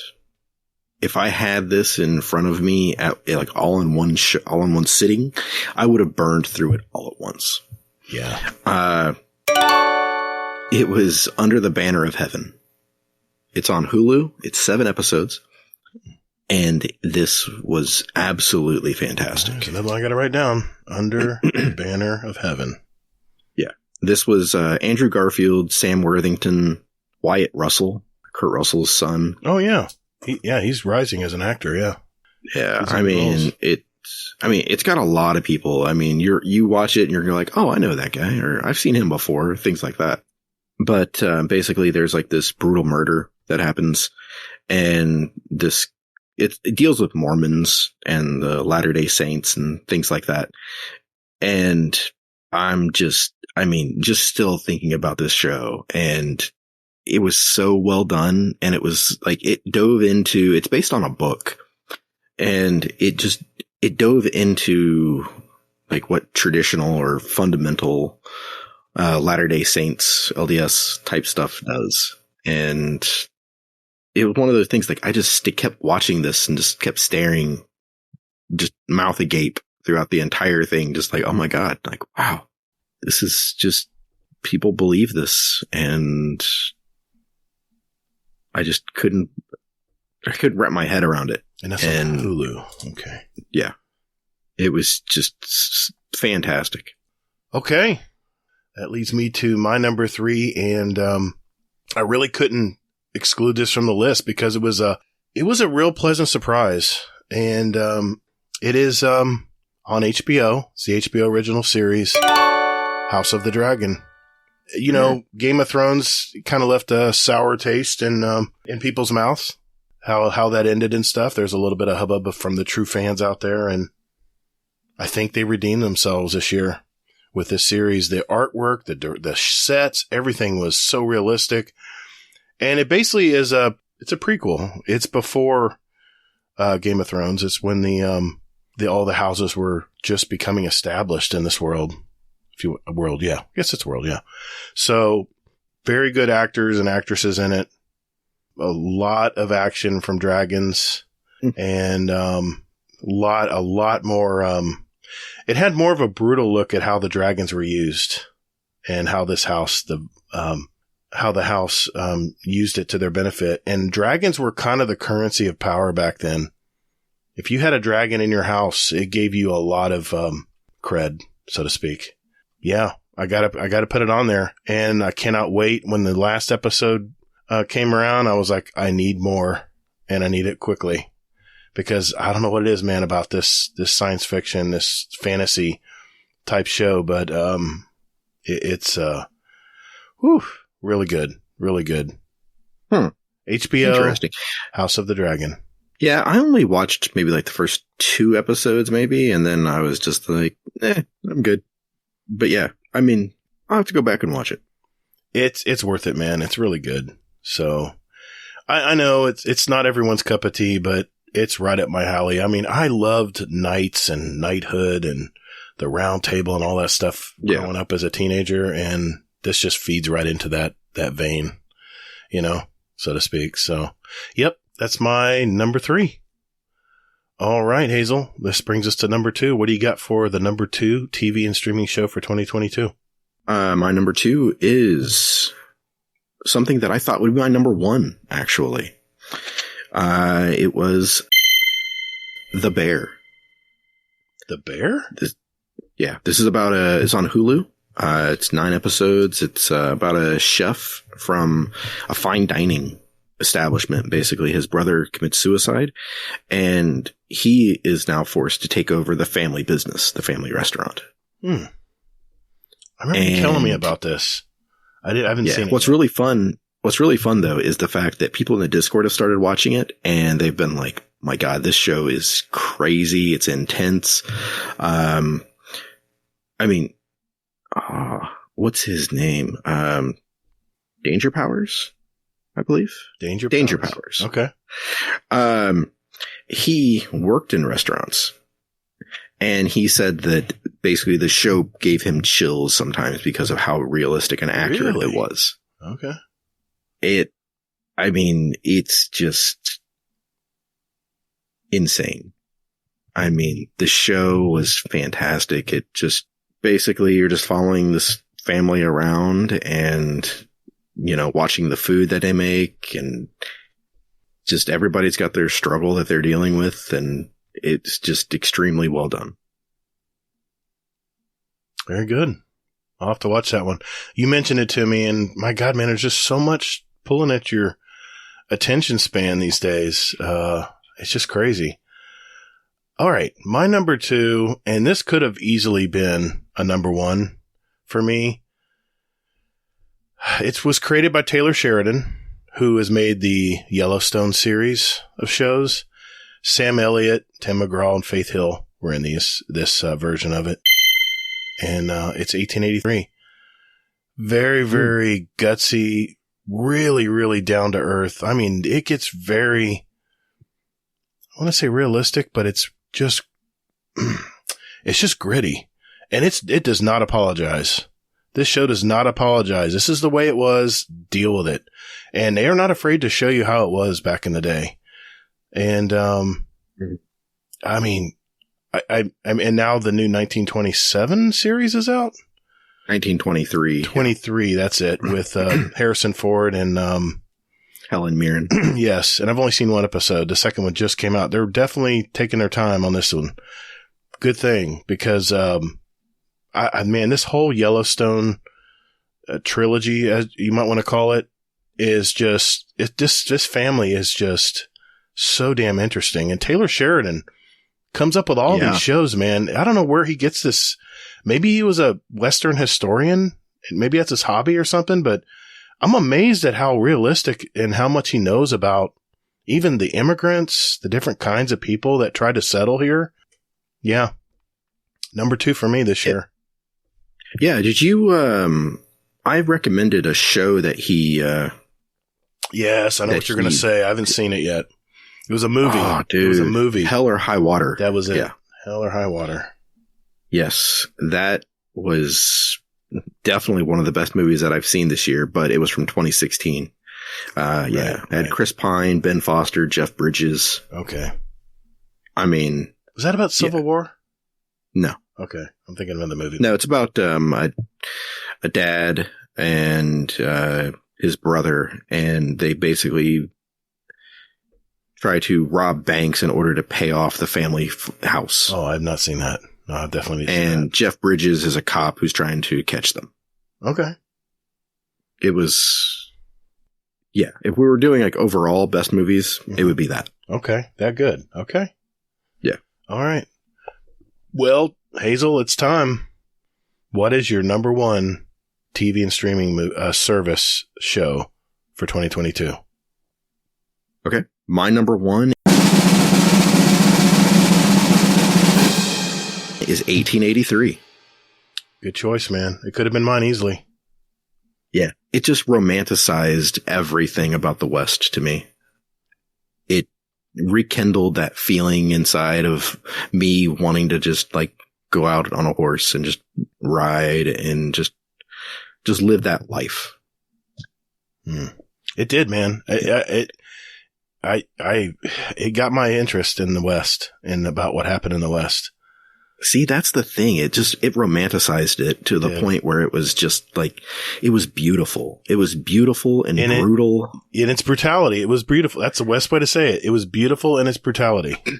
No, I don't even mean that. I mean, it No? was just beautiful. I mean, it had its moments where it was just beautiful. You just look out over like the scenery and just be like, wow, Sure. like, look at that. You I can see know, that. it's just beautiful out there. And then, I mean, it was brutal and unforgiving and just everything about this show just was right. It was just perfect, man. I mean, yeah. And it's just a snippet of their adventure. It's just a snippet. I wanted to see more. I was so wanted to see more of that show. Well, the other thing too is, again, it kind of is that anyone can die at any moment in the show. And that's what you like. It's what you like, man. But it's just that realism to it. I know.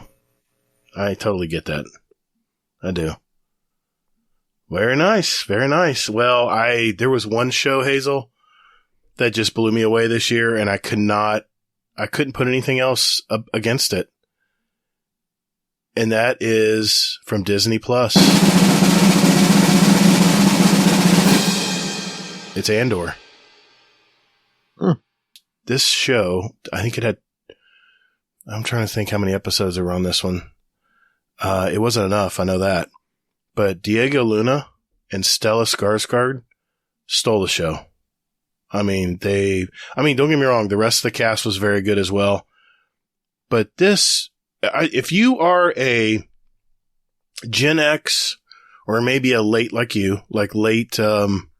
millennial or definitely a baby boomer, and you watched Star Wars back in the early days when you didn't know a lot about this stuff, it's all about the very beginnings that created the Star Wars franchise. It's the very, very beginning of when the rebellion was just starting. It was just a seed. And Stellan Skarsgård was the one who was at the base of this. And it was like an underground secret society back then. It was so secretive. And the Empire was so good with its spies. There were ears everywhere. And it was just, you were so paranoid when you watched this show. But my God, man, it scratched that itch for me. I'm a big Star Wars nerd. I mean, I watched the very first one at the theater. I'm sure you've heard that before. I stood in line with my dad to watch this movie, and this brought back all the feels and the reason why we love this series so much. And this, to date, is the best show based on the Star Wars series. Hands down. I'm sorry, Mandalorian was a good show, but this one is so much better. It's not as much action, it's more of the drama and more of the inner workings of the Star Wars universe, and I loved it. I'm going back to watch the whole series again. That tells you how much I like this one. I didn't want to miss anything because there's little Easter eggs and stuff that you don't think about. But if you go to YouTube, they'll point them all out for you, and you'll see them as you watch the show. But hands down, best TV show of the year for me. Yep. Nice. Yeah, I didn't watch it. I was going to, and I don't know. I was just like, oh, it's Star Wars. Who cares? But I mean, I know that, a lot of people that I work with, they were talking about it too, and like saying like, oh yeah, it's very good.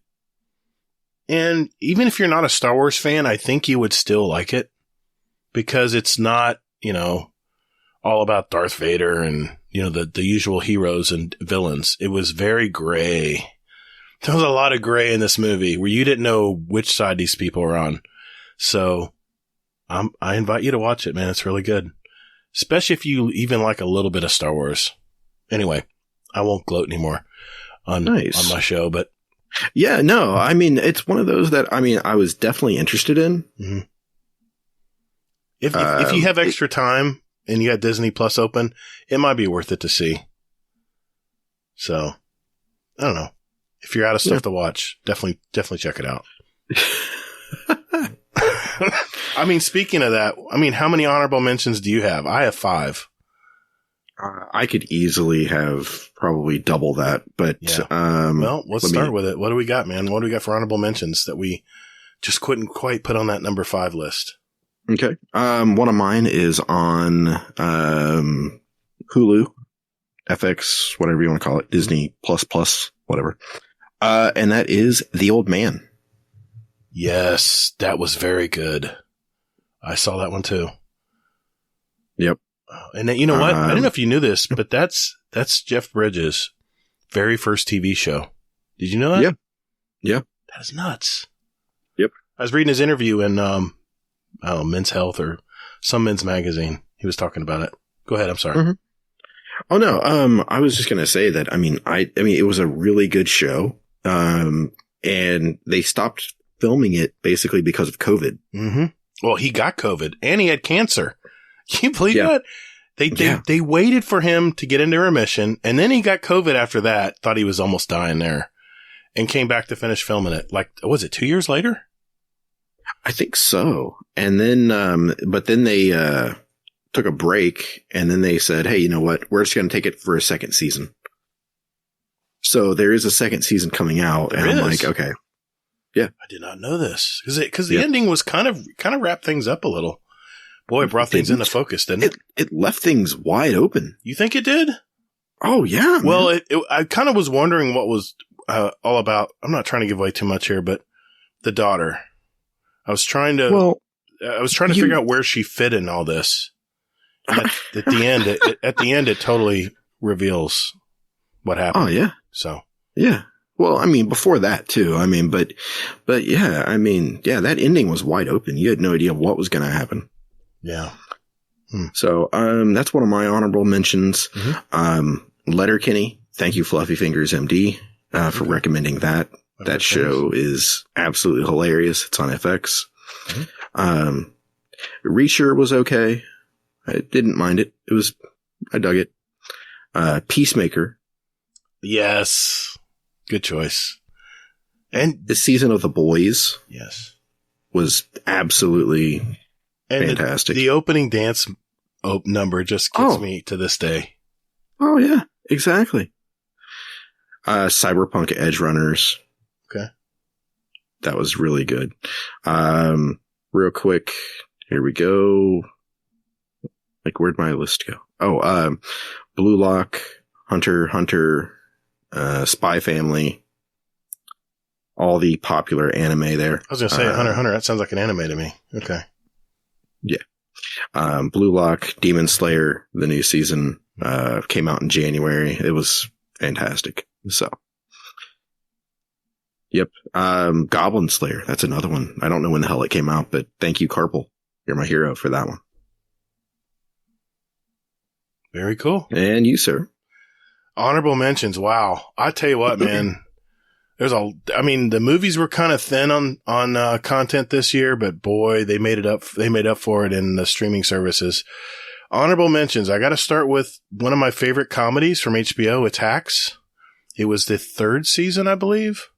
Don't quote me on that, but I think it was the third season. Ended before I wanted it to. I was ready for more, and I believe there's going to be one more season. I believe. I'm trying to remember if that was true or not. I think so. I got the impression there was another season coming out, but we'll see. Stranger Things. I mean, technically, it was going into 2022, so I have to kind of mention it. The final season of Stranger Things. Very good. It was pretty good. Crazy ending. It was just nowhere near. I don't know. I just didn't like the ending. No. It was the opposite of Alice in Borderland in 1883. Really? Think about it. Without giving anything away, just think about that. No, you go from nobody's safe to watching Stranger Things where everyone's safe. Did I say that out loud? I didn't mean to say that out loud. Yeah, the flashback at the end. Yeah, that's true.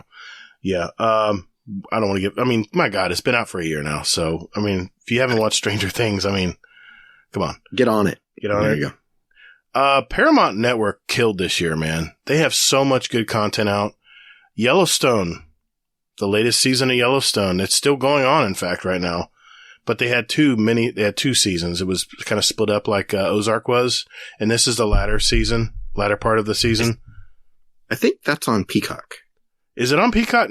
See, this is a thing, man. I actually purchased, it was so good. I actually purchased the season on Amazon, thinking it was on Amazon. Then I realized, no, just those seasons are offered on Amazon. I'm like, okay, so I literally went to Google and I was like, where the hell is Yellowstone playing? And it wasn't easy to find. At least on my YouTube TV, where it grabs stuff shows I like and automatically records them for me. It shows it as the Paramount Network, which maybe is owned by NBC, maybe? Well, I think what it is owned by CBS. Well, I think what it is that it's a show that CBS bought or something like that. Oh. For a while or something along those lines. Okay. And that's the reason why it's on Peacock, whereas like 1883 and Strictly 1923. Yeah, those are on Paramount. Yeah. Okay.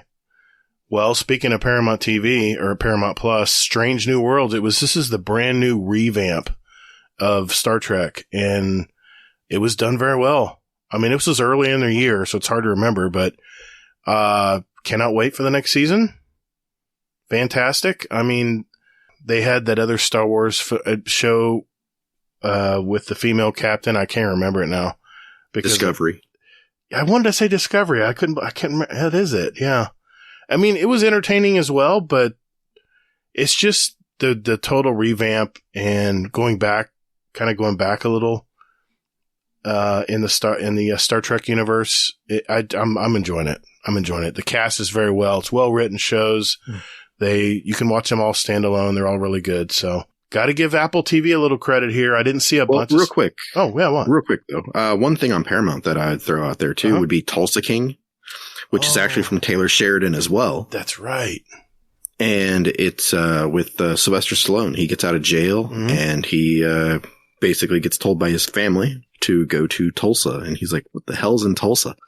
And he's trying to basically drum up business in Tulsa. Yeah, I just put it on my list, but I haven't started watching it yet. Yeah, it's a fun watch. Okay, good. I got to give Apple TV some love. I did watch the latest Mythic Quest. It's not even done for the season yet, but the episodes I've seen so far are right on par. It's that comedy about the gaming developers. Very, very good. And since I'm a gamer, I can relate to a lot of it. Very good. And that's all I had on my list. I'm sure I can find a ton more. And there's probably a ton more I'm not thinking about at the moment that I'll think about once this show's off and I'm done recording. But we'll leave it at that. Anything else, Hazel? Last call. Anything else? No, I think that's all right. That's about it. Well, let's get to our music. We'll do that right after this.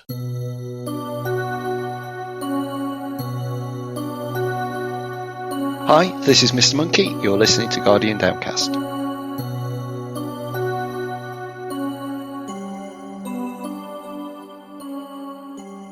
Okay, when it comes to the top 5 music of 2022 could be anything really, but I went by my Spotify Wrapped for 2022, and this is kind of based off of that.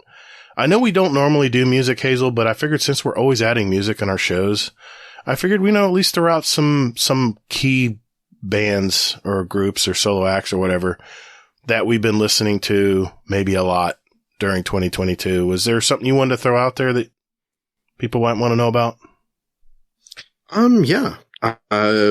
One thing that I've been listening to coincidentally is the RRR soundtrack. Really? After watching the movie, I've been listening to this soundtrack where there's not one word of English in it, but it still is really, really good. All right. Now you got me even more interested to watch this damn movie now. I did want to mention one of my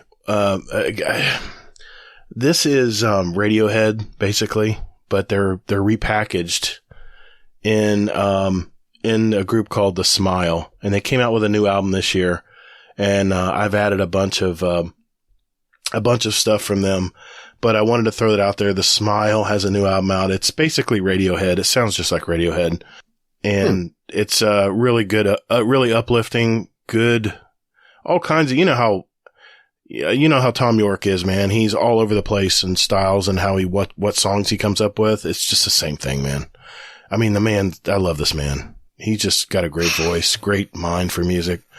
So yeah, The Smile. Nice. What do you got, Hazel? I have Giovanni and the Hired Guns. Huh. This is a throwback to maybe like Hinder, Okay. like that type of rock. I mean, that's immediately where I went when I listened to some of their music, and I'm just like, oh, I was like, it's like Hinder. And I'm trying to think about but it's like Hinder with like a sort of a Mexican flair to it. Oh, okay. To a degree. Okay. I'm like trying to think here. I'm like, who else was like Hinder? I would say, I'm just looking it up here, and I'm like, Bands maybe like Hinder. Fuel. Okay. I love Fuel. Seether. Yeah, very high-powered, high-energy rock bands. Yeah. Yeah, but not like... Highly produced. I don't know, man. Yeah, I'd probably go with that. Yeah. So, yep. Okay.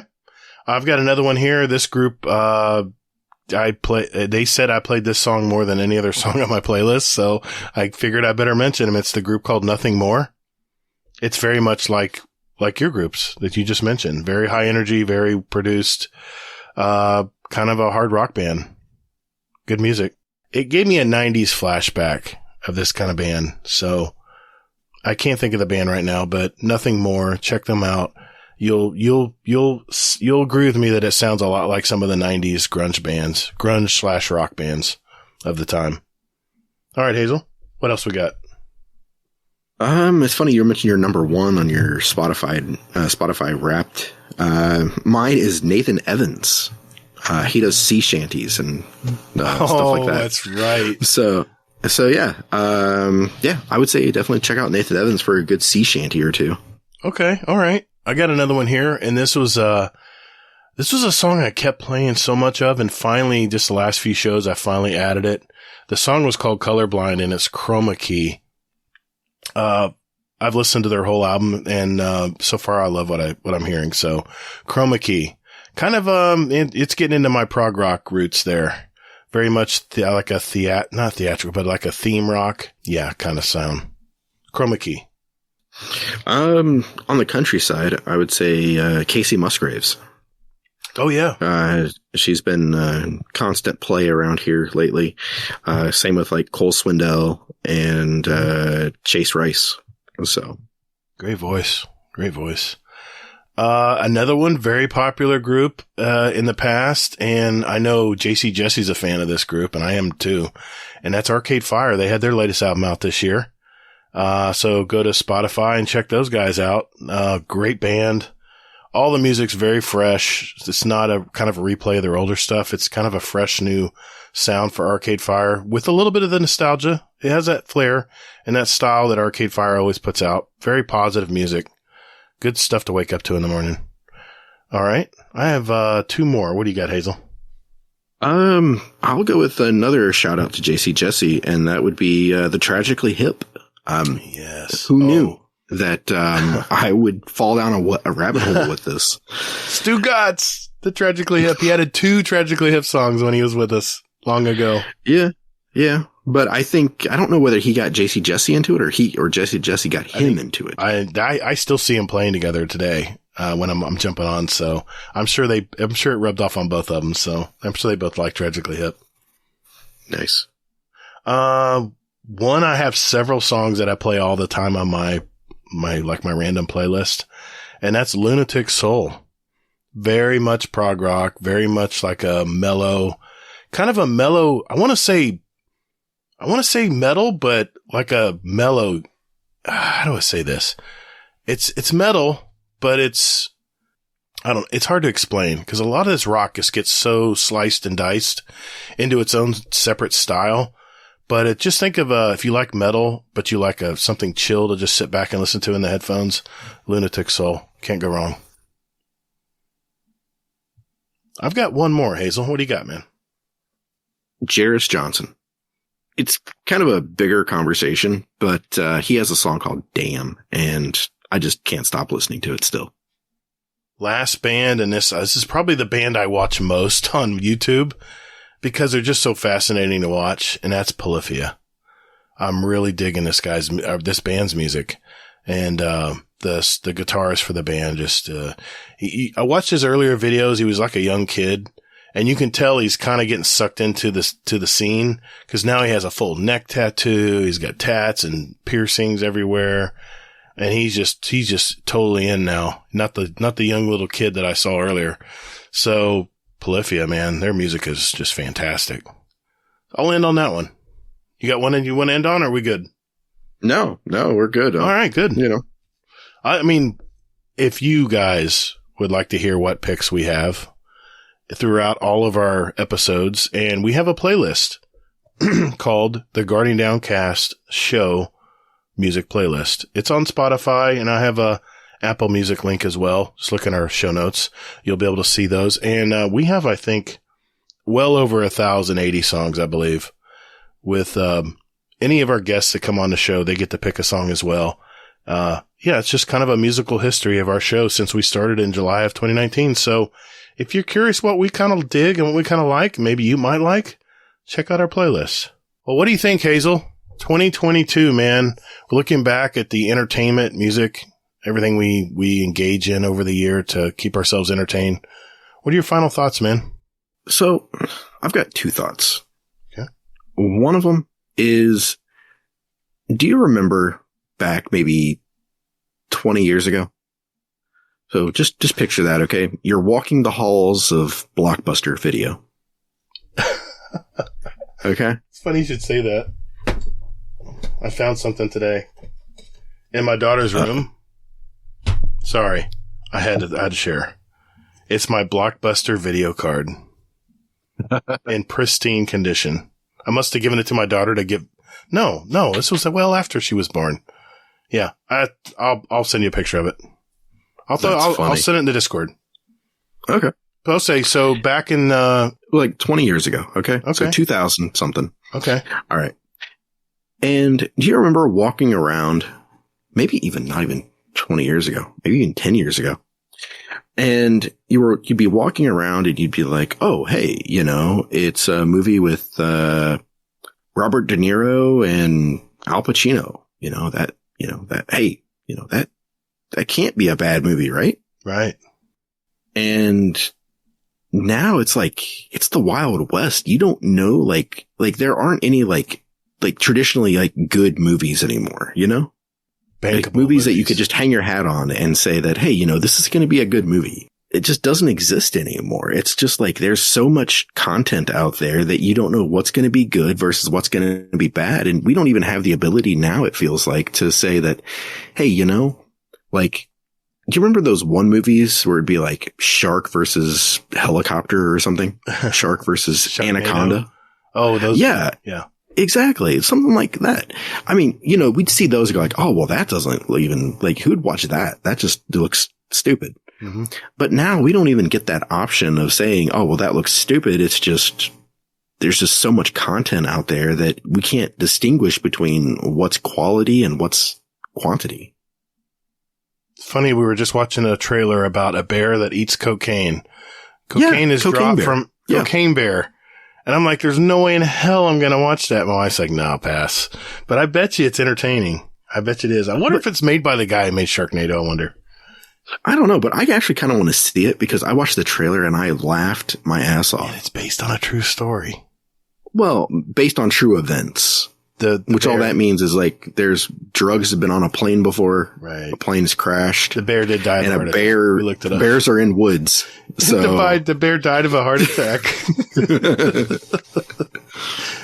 Oh my God. Yeah. I mean, I have to agree, man. I have to agree. There's no bankable, iconic movies anymore, right? It's yeah. And wouldn't you agree that with the new streaming and on-demand programming now, and I think the talent has shifted. I think it's shifted from movies, and now it's kind of a blur between movies and streaming.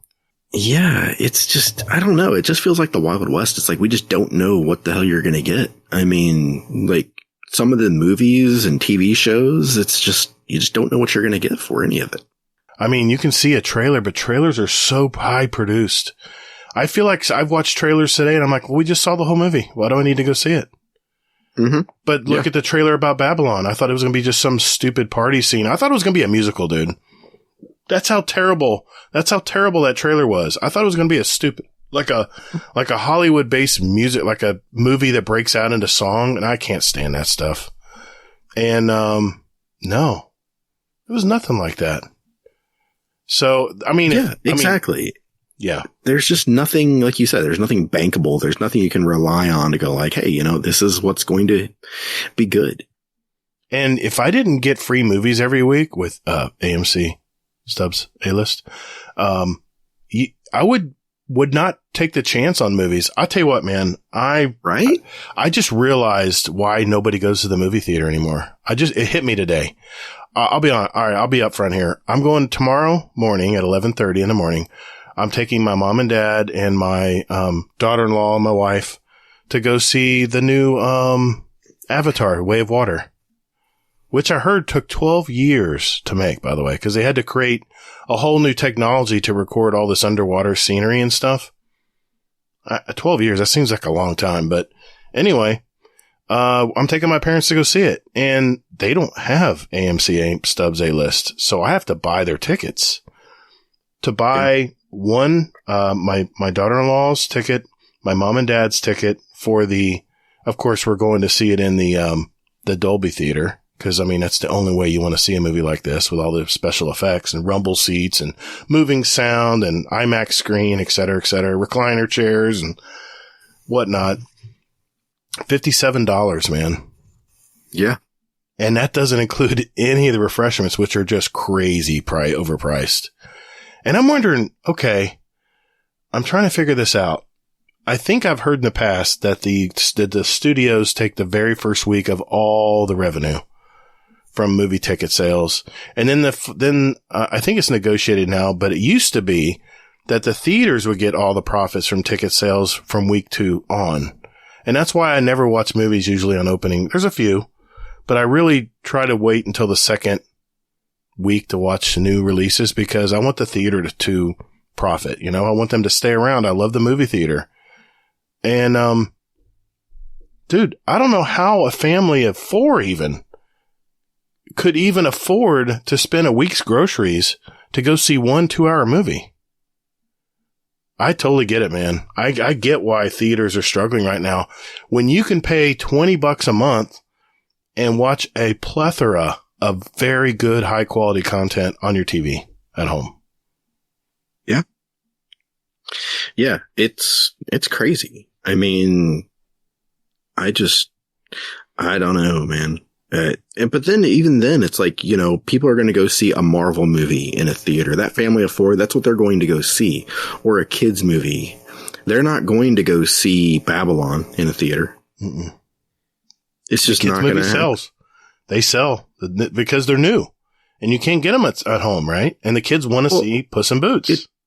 But that's the thing though, is like, how many people were in your theater? Not many. And this was week 2. I mean, Babylon came out last week. It opened and I was in a pretty big theater, not an IMAX or anything, but I think we were 2 of 20 people in the theater that held easily 300. Yeah, exactly. I mean, our theater, it was maybe like half full. Mm-hmm. But again, it was a kid's movie. Those are high draw movies because the kids rule. They want to see it. They want to see it. Exactly. But that's the thing to me is it's just like, nobody wants to risk it on The Whale. Nobody wants to risk it on The Menu, Fabelmans. Which I haven't seen Babylon. The Whale yet. Yeah. I want to see it. I get it. I understand. Nobody believes anything anymore. Nobody trusts anything. Well, I was looking at the app here. If you use the app, the AMC app, and you don't have Stubbs A-List or any of the Stubbs plans, you actually pay, if you want to book a seat in advance, there's an additional, I think, $4 fee per ticket to be able to pre-order your tickets versus going up to the window and seeing what's left. So it was well over. If I didn't have the program, all those fees are waived for me because I'm a member. But if I had to buy those 3 tickets, it would have been another $12. So we're into the $70 range now for 3 people. How the hell can people afford that? Yeah. No way. I don't know. I just realized that when I'm not used to buying people's tickets, and my dad buys refreshments, so it equals out. I mean, isn't that sad? Yeah. His movie tickets were $30-something for my mom and dad, and he's going to buy a popcorn and my drink and something for him, and he's going to be at $30 again. Easily. I had a family come in one time. It was a family of 8. Dude, they dropped $150 at the refreshment bar. For I'm assuming popcorn, candy, and a Pepsi. That's just madness. Oh, yeah. I don't know, man. I mean, for sure. I mean, when you have the fans or the major actors of Babylon before you even see the movie go, hey, this is so and so from the movie. We just want to thank you for coming to the theater to watch it. Something's up. That never happens, dude. Never. Tom Cruise did it on Top Gun too. He did it on Top Gun, which I thought was a classy move, but yeah, that's saying something right there. Well, I mean, he pushed that movie for so long though. Mm-hmm. Yeah, that's true. They kept pushing that back and everything. Mm-hmm. But the second thing I wanted to mention is it dawned on me this year, and I'm going to make a change to it. I'm going to try to anyway. And it's like I was looking over some of the songs that have been number 1 and things like this lately. Mm-hmm. And a lot of it is one-hit wonders kind of things. Things from TikTok. Things from YouTube. I added one. Yeah. Yeah, exactly. It's I mean, it's crazy. It's nobody puts out music anymore, like multiple songs or an album. There's no music dynasties anymore. They're dying. Yeah. Well, nobody listens to whole albums, I don't believe anymore. I mean, that's a la carte. Yeah. Oh yeah. Exactly. It's funny. So, go ahead. Finish your thought. No, finish your thought. Well, I was going to say that, I mean, I'm going to try to go out of my way to actually listen to albums more now. Okay. Well, you're getting the full picture of what the artist is trying to get across, other than the sound bite that they're hoping they'll sell the album. But, it's funny. I was talking, I've mentioned my buddy Jeff Coffey I went to high school with. He's a singer. He's a professional singer. He's sung with Chicago. He's made a career for himself. He's out at Disney all the time singing for people in the big stage and out in the front, And I was talking with him one day and I said, Jeff, man, how do you do it, man? How do you persevere in this kind of industry? He goes, what? It's funny. I've talked to a lot of record producers, producers, and he says, it's all about the one hit. That's all they care about now. It's all about getting the volume sales on that one song. He says, it's nothing about the artist anymore. It's literally they take what they can. They squeeze it, they make a buck, and they move on. It's sad. Anyway, I didn't want to get too dramatic here, but I totally get your analogy here, because it's been that way for a long time now. Yeah, it probably has been, but I didn't realize it until now, basically. Yeah. But yeah, it's just absurd to me that that's kind of how it is. Well, wow, man. I mean, music services are just like streaming services. It's a la carte. You pick what you want to watch, and you can even skip the intros, skip the credits. You don't have to, they make it so easy for you to go to the next episode, right? I mean, it's so a la carte now, and it's great. I'm not going to complain. I love having this power to be able to watch exactly what I want, when I want, and music's the same way. It's all about the singles. And you notice a lot of these long-standing artists now don't release albums anymore. They release singles. They'll release a bunch of 3 singles. And it's kind of like a tester. Like Coldplay did this recently. They put a couple 3 songs out. And I'm like, well, is this an album or is it just a bunch of singles? And I think what they do is they test the waters to see how they're received. And if they're received good, then they push out the rest of the album. And if it's not, then maybe they don't green light it. It's a strange world, man. I don't pretend to know enough about, but yeah, it's a good point. Yeah. It's just something I noticed and it just kind of annoyed me a little bit. I'm like, damn it, what the hell is going on? But they're getting 0.0004 cents for that song download, man. You're helping them out. Yeah, that's my goal. I'm being facetious. That's not a lot of money. Yeah, they're getting like, I've looked it up one time and like they're not even getting a penny per play. It's sad. I mean, what do you do? I mean, you have to adapt or die, right? You have to adapt or die. Hell, in my own business, I have to adapt or die. If other companies are starting to offer things a different way, I have to look into that. I can't just brush it off anymore. So yeah. Yeah, good points, man. Yeah, I mean, I couldn't have said it better myself. I think that's a great way to I mean, I'm hoping for my final thoughts of 2022, I'm hoping that the theaters are more robust next year because it was pretty depressing this year. And other than Avatar, which sold out, of course, all the theaters in the first week, just like the studios want, I'm curious when I go tomorrow on week 2, which will be officially week 2, I'm curious to see how the theater is. And I'll be honest, I booked it. There are plenty of seats available, man. Yeah. So what I'm thinking is the pool of people who go to the theater now are just so much smaller than they used to be. Times are changing. All right. Well, thanks, Hazel. All right, Hazel. It's time, man. It's time for those Discord questions.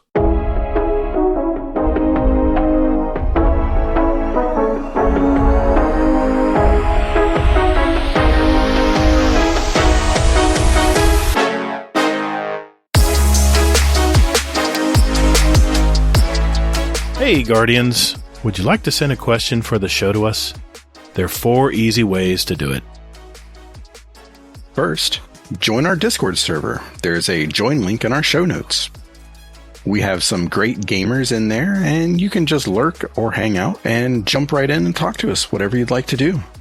There's also a channel labeled Podcast Questions where you can type in your question for the show. You can also email us at guardiandowncast@gmail.com, or we also occasionally tweet about our upcoming show and guest, and you can respond there with your question at Guardian_D_cast is our Twitter handle. Finally, you can send us a voicemail with your questions at speakpipe.com/guardiandowncast, all one word, and we'll play it live on the show. Thanks to all of you out there who do listen to our show. And Toddles. And later, Guardian. Hey, man. That's my line. What? Yeah. Says who? It's in the script. It's my line.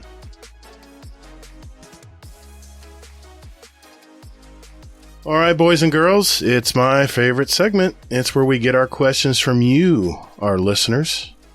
From our Discord, which Hazel will read from our Discord question for the show channel, which I believe, if I'm not mistaken, Hazel, Rodimus is right outside the door ready for us to finish this list so he can blow it up. I believe so, yeah. Yeah, we're revamping our questions for the show list so we don't... One, we're more organized in the future, so just letting you know, this will be the last time we pull from that list. And then I've got some speak pipes here as well we're going to share. And I'm going to start out with one here from Hades. Hades, what's up, buddy?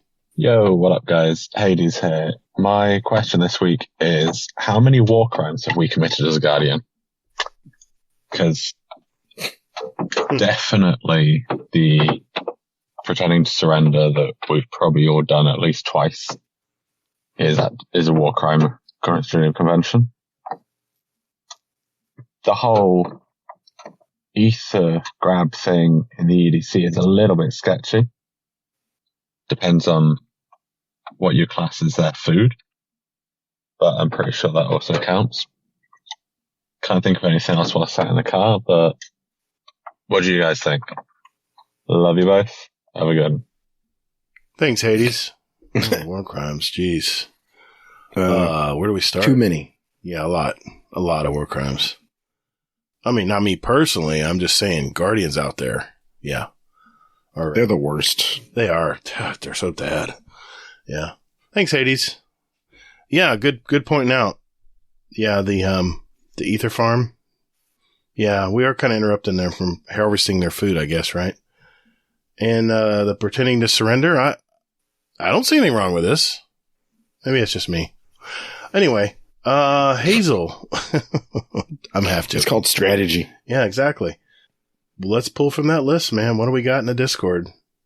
Okay. Question from M.A. Baldwin 2. Question for the show. Do you think Bungie should allow us to purchase stasis aspects and fragments the way they did for the 3.0 subclasses when they came out? Yeah, this is a hot button right now. Oof. I mean, not only do you have to play Beyond Light for all three characters to unlock the wait a minute, let me get this right. The fragments or the aspects and fragments? The fragments are the little things, right? And the aspects are the bigger ones? Yeah, I always get that mixed up. But I think, correct me if I'm wrong, do we have to finish the entire campaign to get the aspects unlocked? I heard this earlier. So. I didn't know if this was true or not. I mean, if that's the case, man, that's a lot of content you got to play through just to unlock the darkness class. Absolutely. I totally agree that this should be purchasable from Ikora. It is a lot of content that you have to play. But I'm going to say that no. Okay, the fragments, yes. The aspects, no. Man, that's the hardest part, the aspects.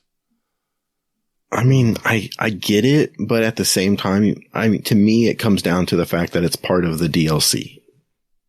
It's not like seasonal stuff. I mean, if you think about it, well, we can't compare it because they just revamped the light subclasses to what? Yeah, it was new. It was new. It was new for Beyond Light.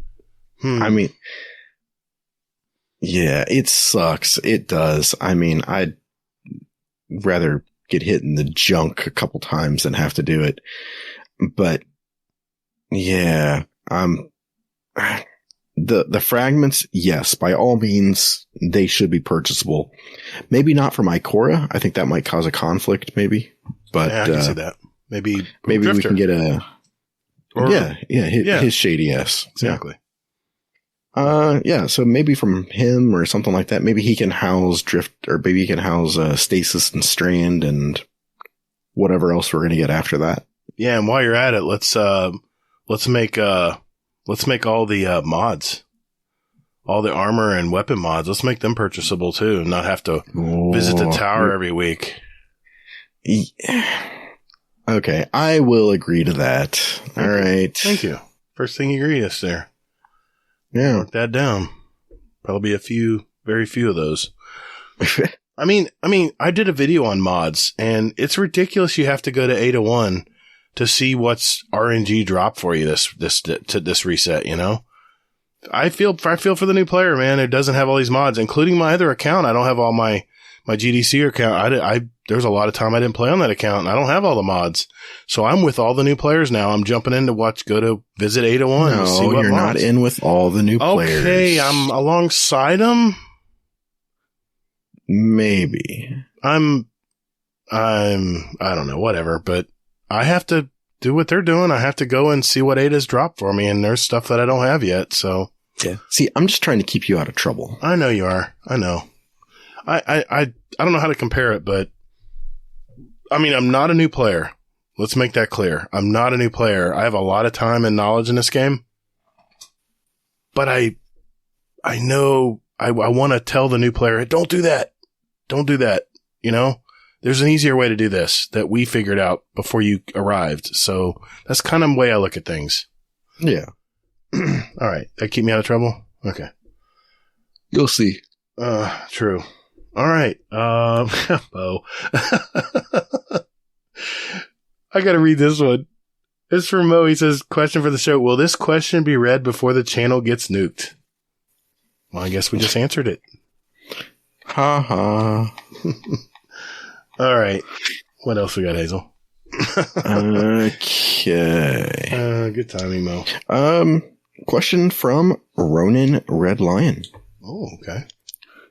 When talking about your Guardian, do you use more personal terms as if they're a real individual, or impersonal terms like a game character or a piece of software? I'm pretty personal. I consider it my creation. You know, it's me. It's me, and I know a lot of people like to put opposite sex characters in their Guardian armor, but I don't do that. I like to pretend I'm actually the Guardian. I've always done that with every game I've ever played. So yeah, I get personal about it. I mean, look, I'll always say stuff like, look at these new boots I just got. Not, look at the new boots on my character. No, I never see it that way. What about you, Hazel? Yeah, I think I agree. That's two. But yeah. I'm writing it down. Yeah, who knew? Look at that. Okay. How about one more? We'll get another speak pipe. Okay. While I'm here, I'll go ahead and ask this one. I love these people. I thought Rodimus had this shit cleaned up. Did he just give up? I think he's just letting us play with it until he blows it up tomorrow. He's like, have at it. What the hell? He's like Dad. He walks in and goes, what is this doing over here? What's this doing over here? And he finally just throws his hands up and says, all right, fine. You guys have fun. Yeah. It's heartwarming, except for you get used to something and then all of a sudden somebody fucking changes it up. Wasn't me. I didn't touch anything, man. I learned my lesson. I don't touch anything. I don't touch anything in this channel, man. Just throwing shade at Rodimus. All right. So, average D2 player, he has a question here. And this is something that Gator will have to answer at some point. Always wondered, what is the piece of music that is played at the end of every podcast?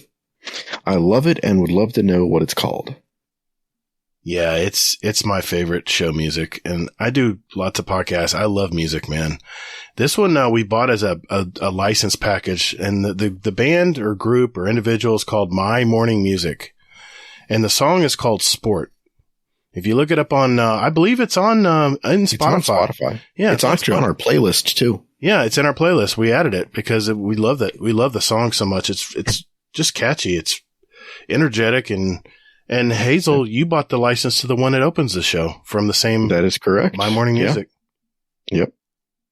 Yeah. He's a great artist. Great music. So. Yeah. He still makes it every day. Or every Monday he drops it, I believe. Does he really? Where do you find that? Mm-hmm. Is it on his just on YouTube, actually. On YouTube. My Morning Music. All right. Yeah. Check that out. Okay. Cool. Good question.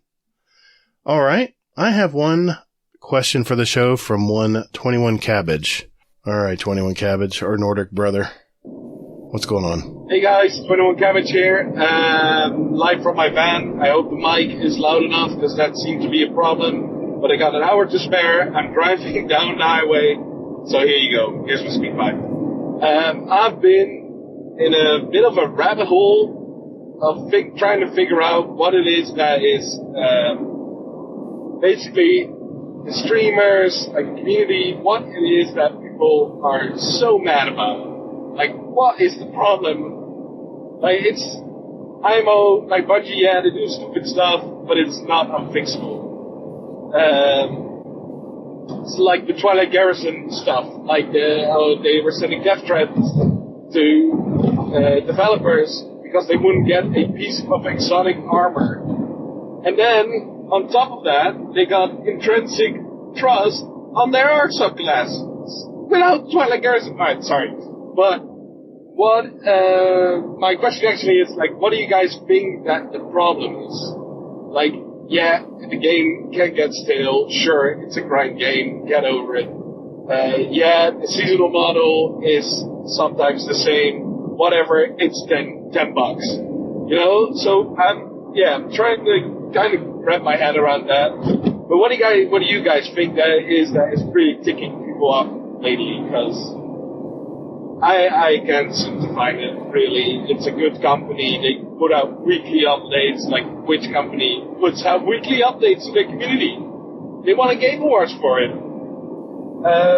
So yeah. What do you guys think? Hope you guys have a good one. If this is playing after Christmas, have a nice holiday. Have a good New Year and be safe. Love you. Bye. He's covering all the bases.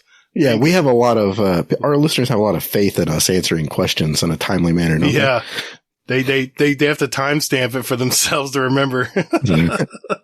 Thanks, 21 Cabbage. Man, that's a good question, man. I mean, they did win last year in the Game Awards for best community. So there's something to be said there. But what do you think about all this hubbub, man, about the death threats? And I know your opinion here, but what do you think? Go ahead. I think it all stems from one root cause, and it's that people need to get a life.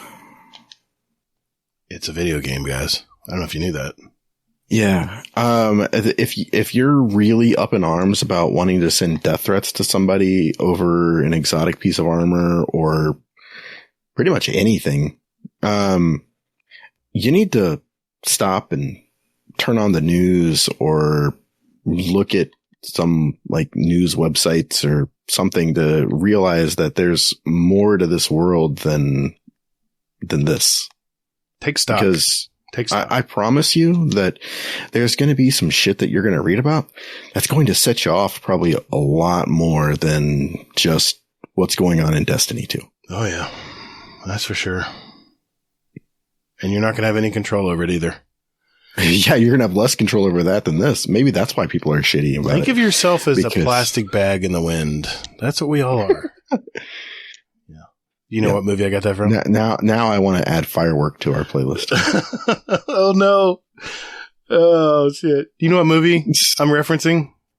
The Interview? No. The one with American Beauty at the end. He watches the plastic bag just floating and realizing that no one has control. Our lives are just... Oh. I don't say his name, but American Beauty. Kevin Spacey. Yeah, it was a classic movie, though. Yeah, I don't know. I haven't gone back and watched that at all or anything like that since I saw it because I had a crush on Mina Savari. Oh, yes. But everybody. Yeah. But yeah, no, I thought you were talking about Firework by Katy Perry. Katy Perry. I thought that too. Yeah. And that movie, The Interview. Okay. Yeah. I mean, I think it's a minority of people. I don't think this represents the general community. I think most of us are level-headed and we have lives, to put it softly, I guess. I don't know how to say that, but yeah, this is their job and no job is worth dying over. Nothing. No. Yeah. Yeah. I mean, what else can you say there? I mean, if you don't like Destiny, there's a lot of other games out there to play. Yeah. Yeah. It's healthy to take breaks too. Nobody is making you play this all the time. I mean, Glad plays other games. Datto plays other games. I mean, yeah. You're allowed to do that. That's a thing. And you're allowed to take breaks, which I did over the holiday season. I took a little bit of a break. There were several days I didn't play Destiny. I didn't play anything. It's good. It's a good thing. Anyway. Yeah. I mean, I've taken almost like not a month off because I still get on and play, but right now I'm still 1580. I think my highest character is 1581.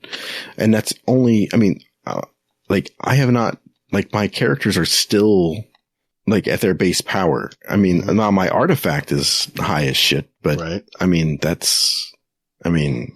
we talk about that for a second? Okay. How come? I was wondering if you're going to go there. How come I'm just running the story missions and stuff like that? How come I can't get any pinnacles from just doing the story mission? I agree, man. I agree. I mean, I haven't run a lot of pinnacle grind either. I mean, I've been just trying to help out the clan, get a clan XP, but I mean, I think I'm right there with you, man. I think with my artifact, I think I'm at 1588 or 1589, and I've put up some time in. I mean, I'm not a casual by any means. So, I mean, my artifact is helping me there because I'm probably at 1579, 1580 base, maybe 1581 on one character. Yeah. I don't know. I just don't understand. I'm like, how come that's as high as I am? How come I can't be any higher? And I'm like, oh, well, I'm not doing any of the pinnacle stuff. So, I mean, that's probably why.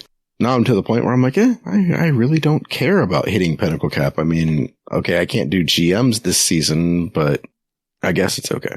I mean, I on my other exterminator account on my GDC clan, I haven't played it in a long time. I was at 1530, I believe. And I'm at like 15. I think I'm approaching 1580 now with my artifact because you're still at not even a soft cap. So you're getting just anything you play is giving you power right now. Mm. And I know we've talked about this, but is there any reason to have power anymore other than to see the number go up?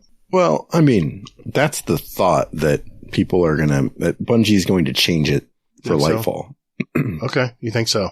I mean, personally, they need to change that shit now. So that way, I can jump in and do a GM if I want to. The gear check on that it's ridiculous. Yeah. And it's almost just unnecessary. I mean, the encounter's already hard enough. I mean, look at the modifiers on that thing. It's crazy, man. It's like a book. Yeah.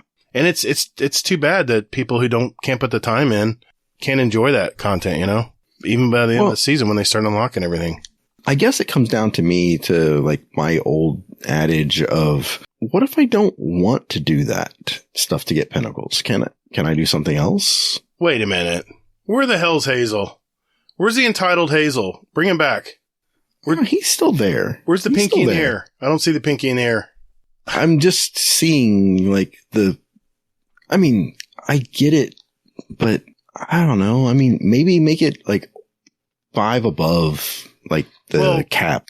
What they're doing now with some of the missions, they're saying, okay, whatever power you come in, it's going to be 5 higher. I'm good with that. I think that's what they're going to do next season. I really do. Yeah, I saw something come across my Google News feed, and they were like, next season in power is going to be a wild season. It's going to be all over the place. It's definitely going to be a shakeup, I think. Rodimus is already asking, can I nuke it yet? You see that? He just put it in. Uh-huh. Mm-hmm. I got to make sure I hit the right GIF here. I almost hit the burn it GIF. That would have been bad. I guess you better grab another question quickly. I'll take care of it. No, I already replied to him. You did? Okay. You see? I haven't looked. I'm still pulling up my Neo. No, there it is. Yeah, the middle finger. I get it. Yeah. Okay. So, no, you cannot nuke it yet, Rodimus. There you go. Congratulations. Okay. Question for Gator. What was the Venmo for the bribery for that podcast swag? Hades. Oh yeah. Just DM me, man. I'll give you the link. No. I will say this though, now that you brought it up. I'm looking at our question for the month, speak pipes for the, the drawing for the swag. As of right now, I have 1, 2, 3, 4, 5 speak pipes for question of the month. And you have until next Thursday, or as this comes out on Monday, you have till Thursday. And that's it. So right now you have a 2 out of 5 chance of getting podcast swag. If you want to change that, then you better send in a speak pipe. Because I only have 5 as of right now. So get on it. And I'll get. Does that go for me too? I mean, you can get swag whenever you want, man. Okay, moving on, please. Okay. Rodimus Prime. Question for the show. How do you get the antisocial player to get out of their shell? We had this discussion this week. This is a good question. I really do need to read these questions before I actually just read them aloud. But yeah, that's a very good question. Well, it came up in the Discord this week, and I won't say from who, that I was considered antisocial because I do a lot of stuff solo, and I talk about why can't we do this solo with, things like timers and stuff. But, I am a social gamer, but I'm introverted, and there's times when I kind of need to recharge, or I just like wandering around the world of Destiny by myself. But on the weekends, it's a different story. I'm jumping into raids. I'm doing all kinds of stuff. So this is where this question came from, because he was like, well, if I was saying, well, a lot of people aren't sociable. I mean, they have not phobias, but maybe they're shy. Maybe they're afraid to ask someone if they can play a game with them, or reach out to the community and say, hey, I really want to do this. And we've had a lot of people do that in here. I mean, that's where I think the question's coming from. What do you think?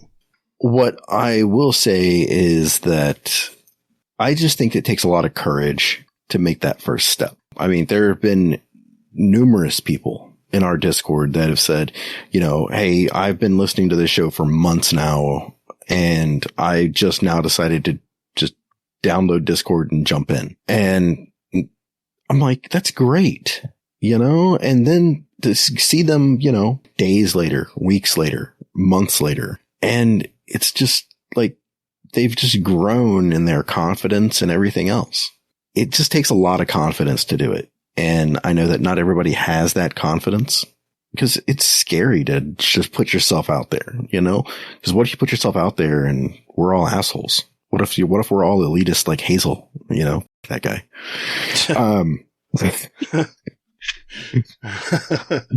But, sorry, mean to laugh. Yeah.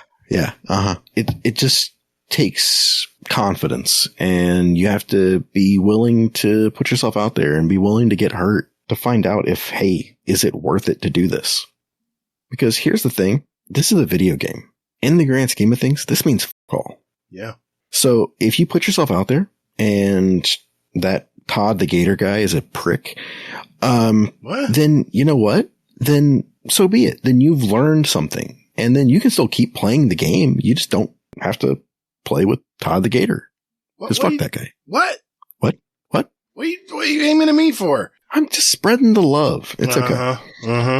What? But yeah. I'm serious though. That's all it is, I mean, to me, Discord, joining the clan, playing Destiny, whatever it is just about confidence and willing to put yourself out there, because it's not going to matter, honestly. You put yourself out there, you know what? What's the worst that can happen? You go like, wow, I'm not going to play with that guy, or I'm going to leave the clan, or that. What's the best thing that can happen? You do it and you find out that, hey, oh my God, this game is so much more fun when I play with people. Yeah. I mean, well said. I mean, when I first joined the Dad's Tales podcast, I knew nobody. I was cold turkey, man. So I know how you feel if you join our Discord and you're like, I don't know anybody in here. And, you know, what if these people are total dicks? What if they're elitists and they have their own cliques and groups and stuff and they don't want me in it? I tell you what, I saw something today, and I hope I don't embarrass her, but I'm going to give her a shout out. It's our, one of our newer members of our community, Mohawk Angel. She sent a speak pipe in before. Yeah. And she became part of the Goop Troop this week. Yes. And she was ecstatic because she's never done this raid before, and the Goop Troop helped her out, got her through it. And you know what I saw tonight? She's already back for more, man. She's already in another raid tonight. I was just seeing it. See? Exactly. She jumped in. She took a chance, and she found out that, you know, either one, we don't bite, two, we bit and she liked it. I don't know. One of those two. But that's the thing, though. And I'm just, that made me so happy to see that. You know what? It did. Yeah. Yeah. I'm actually going to be joining a Goop Troop raid on Thursday. Nice. And we're going to be doing Vow of the Disciple. So I'm going to be helping them sort of, so that way they can teach people and that kind of thing, because they don't have too much experience with it. So, I mean, I feel like we're doing the right thing when I see stuff like that in the Discord. I mean, I know there's giant Discords out there in the Destiny realm that dwarf ours, but just seeing that little thing right there that happened today, just it made my day, man. Oh yeah, exactly. I mean, it put a smile on my face last night when I saw it. I was just like, so I'm glad you saw it too. Cool. I saw it too. I was like, yep. She raided last night. She was getting congratulated this morning because she finished her raid. It might have gotten, into the night hours. And she was back for more today. I love to see this, man. And I have people I'm looking at, there's a raid right now going on, and I can count 3 separate Discords that are in this raid, Discord communities that's in the Owl Sector Alliance. So I'm telling you, people, jump in, say hello, introduce yourself, let us know a little bit about you, but don't hesitate, because especially with raiding, it's amazing. Once you jump into a raid, just a raid or a dungeon, it's really something that a lot of people don't jump into. I mean, the stats show it. And once you do it, it's like another part of the game you never knew was there. Yeah. It's a great feeling. Exactly. I mean, I was playing comp with with Fluffy and Warcry last night, and I was giggling like a schoolgirl, man. I was having so much fun. So don't discount it. Join the Discord. Jump in here. Say hello. If believe me, if there's assholes in this Discord, they don't last very long. So you're in a good spot. Just join our Discord. Yeah. I'm grandfathered in, so resident asshole here can do what he wants. But other than me and maybe this guy next to me here, I'm just an elitist. I'm not an asshole. That's true. Different kind of person. Yeah, that's true. So yeah, I won't belabor the point, but just jump in. Jump in. There's lots of good people here, and there's people that want to help you. There's people who love to raid, they love to do dungeons, or they love to meet new people. And that's how our community grows. So it's the reason we do this. And I mean, and it's fun for me because it's like, because I was showing, like most of the Goop Troop how to do Deep Stone before. Mm-hmm. And then I was showing them, like, you know, I think it was just Deep Stone, I believe. Yeah, they do it themselves. And now, I mean, now they're doing it themselves. Now, I mean, you know, they're doing King's Fall. They're doing 2 at a time. I'm like, yeah, it's like, y'all are machines. And now they want to incorporate VOW in there too. So it just makes me happy to see it. Yeah. Fun bunch of guys and girls. Yeah. Yep. So. Exactly. And the Goop Troop keeps growing. Yeah, they are. I'm a member now. Yeah. Yep. I got the label or the role in the Discord. All right. Yeah. Good question. Good question, Rodimus. I know we had that went around the horn this week in the Discord. So, let's go with a speak pipe. This one is from Lord Silent. Let's see what he has to say. What's up, guys? It's Silent. I have a question for the show, and put on your tinfoil hats. It's kind of a theory, so hopefully one of you guys agree with me on this. But I believe that the big bad for Season of the Seraph is not going to be Zero Wrath. I think we're going to be getting a false big bad. So I'm thinking Clovis is going to be taking over Rasputin, and we're going to have to destroy Clovis and somehow save Rasputin and put him in a different exobody, or put him into a mainframe or something in the tower or something on the helm, because he's too willing to help us, and we just gave him the keys to, like, the greatest weapon ever in the Destiny universe. That's something that can legitimately destroy everything with its orbital ornaments, whatever the thing is. Yeah, but let me know what you guys think of that, because I'm pretty sure it's going to be Clovis Bray, and he's going to turn on us, and he's going to try to kill us or destroy the tower. One of the two, because it's bound to happen, either in Lightfall or in this season. So yeah, let me know your guys' answer. Thanks, Lord Silent. What do you think? Yeah, thank you. Good question, man. Dude. I mean, man. It's a little early in the season, but he may end up being a genius here if that's what happens. Well, I mean, wasn't he like dust on Europa like just a few months ago? Wasn't he like just sitting there like inactive? I speak of Clovis, I mean. I don't know. I mean, when did he send that question in? Can you see that? Was this week. This week. Okay, so it was after reset. I don't want to split hairs there, but it was in this week's. Well, I'm looking to split hairs because. Geez, let me look. Let me look. I'll look it up. It does matter, I guess. Oh, okay. All right. He left it on because I have a feeling this week's story negates that theory. Is that what you're thinking? All right, hold on. Possibly. Here it is. 12/22 is when he sent this in, so it was before reset. Okay. I'm not saying that he's wrong. I'm just saying that it could still happen. Okay. You're not want to give away too much. I don't know. I mean, I think that it would be kind of too pat if it were Zero Wrath, though. Who do you think it's going to be? I think he might be right. I think it might be Clovis. Really? You're coming back around on this? What are you yeah, I'm picturing him being pissed off. Okay. I gotta definitely play the story after this. I gotta see what the hell's going on here. I hate not knowing. All right, we'll see. You know what? When the season's over, we may come back to this episode and say he was right. Yeah, I figured. Well, thanks, Lord Silent. We'll find out, man. We'll find out very soon, I'm sure. Man, this season's gonna fly by. I can just feel it. Okay. let's go to our Discord before the channel blows up. Okay. Question for the show from Raffi. Or actually, I should say the man, the myth, the legend, Raffi. Question for the show. I recently joined a last-second DSC raid and ended up helping Sherpa some people through. Though I had never done that before, and it felt great being able to help those who haven't done it or haven't done it in a while. It was such a fun sense of accomplishment. So I was curious, what is your favorite part of being a Sherpa? You've Sherpa'd a little bit. Yeah, but this is more directed at you. You're more of the seasoned Sherpa. No. All right, I'll go first because I know your answer is going to be a little more extensive than mine. But overall thoughts of being a Sherpa. I'm like a Sherpa in training, I guess you could say.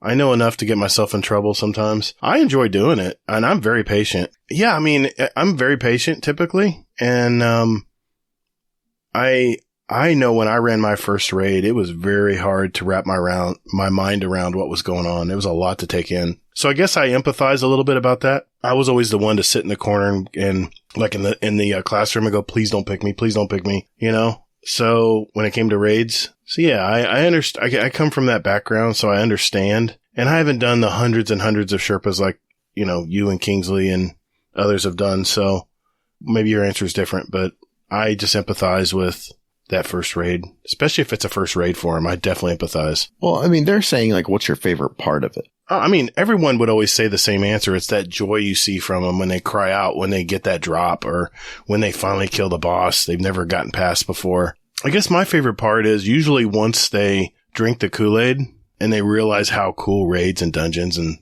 stuff outside the regular game is. And they come back. And they're part of our family now. That's probably my favorite part. Knowing that, you know, I mean, there's all kinds of communities out there, and no, I know they can go to any other communities out there, but I'm just happy they chose ours. And it's, I guess, pride that we helped someone out and they want to stick around for at least a little while. Yeah. Mine would probably be, I mean, like you said, you know, that sense of accomplishment of, I mean, just whenever they get that feeling of like, oh my gosh, I just did this thing. And then like, when you Sherpa'd, or helped Sherpa Uncle Scumdeath through his first raid. Oh my God. He was asleep at the end and got vexed. Yeah. He fell asleep. He was playing so late because he's in the UK. Yep. Like, Uncle Scumdeath, you need to be away from that area. You're going to die. Come on, wake up. Okay, go ahead. Yep. And then there was mods, the mod talk. Oh yeah. That was glorious. Yeah. Didn't even know what a mod was. Yep. Understandable though. It is. I mean, there's so much to this game.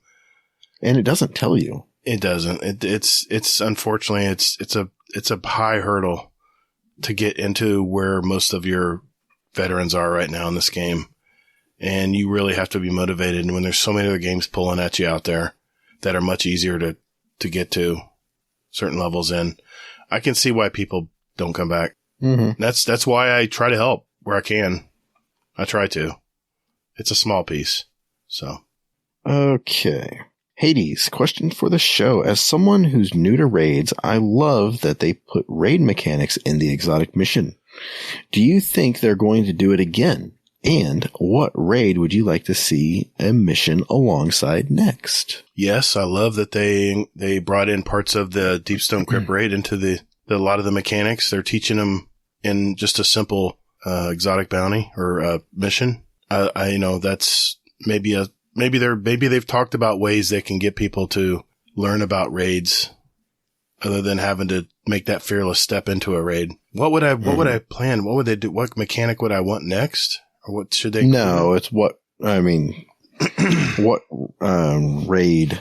Oh, or do you think they're going to do it again? And what raid would you like to see a mission alongside next? I mean, Bungie tends to run with ideas. They tend to stick with them. At least the ones that come to mind for me. Yeah, I mean, it's more of I would say it's more of a new raid kind of thing. I mean, like think about like preservation, how that's oh, like built into the front part of the Deepstone Crypt. Yeah, or not exactly. Deepstone, but, to Vow, the Vow Disciple raid. Yeah. I mean, yeah, I like that. And you can go wander those areas too, and kind of get your fill of them, not be rushed in a group. I always love that where you can discover Well, and that explore. takes a while though, because It it's does. still incomplete to a degree. It is, but at least it's accessible for people who Don't poke the bear. All right, fine. So he's asking me what raid they should use next. Yeah. I mean, I like the Aegis, use of the Aegis in the Vault of Glass. I mean, that could be used in an exotic mission down the road. I could see him doing that. It's one of the original mechanics, protecting your crew where they can do damage without getting hurt. Well, I mean, you have that in VOW though. Yeah, you do. That's right. I could see maybe a mission with it, I guess. Where people I mean, you know how many people grab that Aegis and they drop it? They don't even know what to do. They'll pick it up and then they'll drop it. Like, oh, what am I supposed to do with this? I've never had that pleasure before. I've always had nope, I ain't touching it. Yeah, that too. Or they nope off the edge when they lunge forward with it. Yeah, that's my favorite. I like that. Yeah, I mean, hard to say. I mean, I would like to see the Aegis brought in more. I like that mechanic. And God, we've used it for so long. Mm-hmm. My cop-out answer is going to be the next raid. And they're going to pull part of that for the next exotic mission or something like that. Or a pinnacle. All right. So since we talked about this before.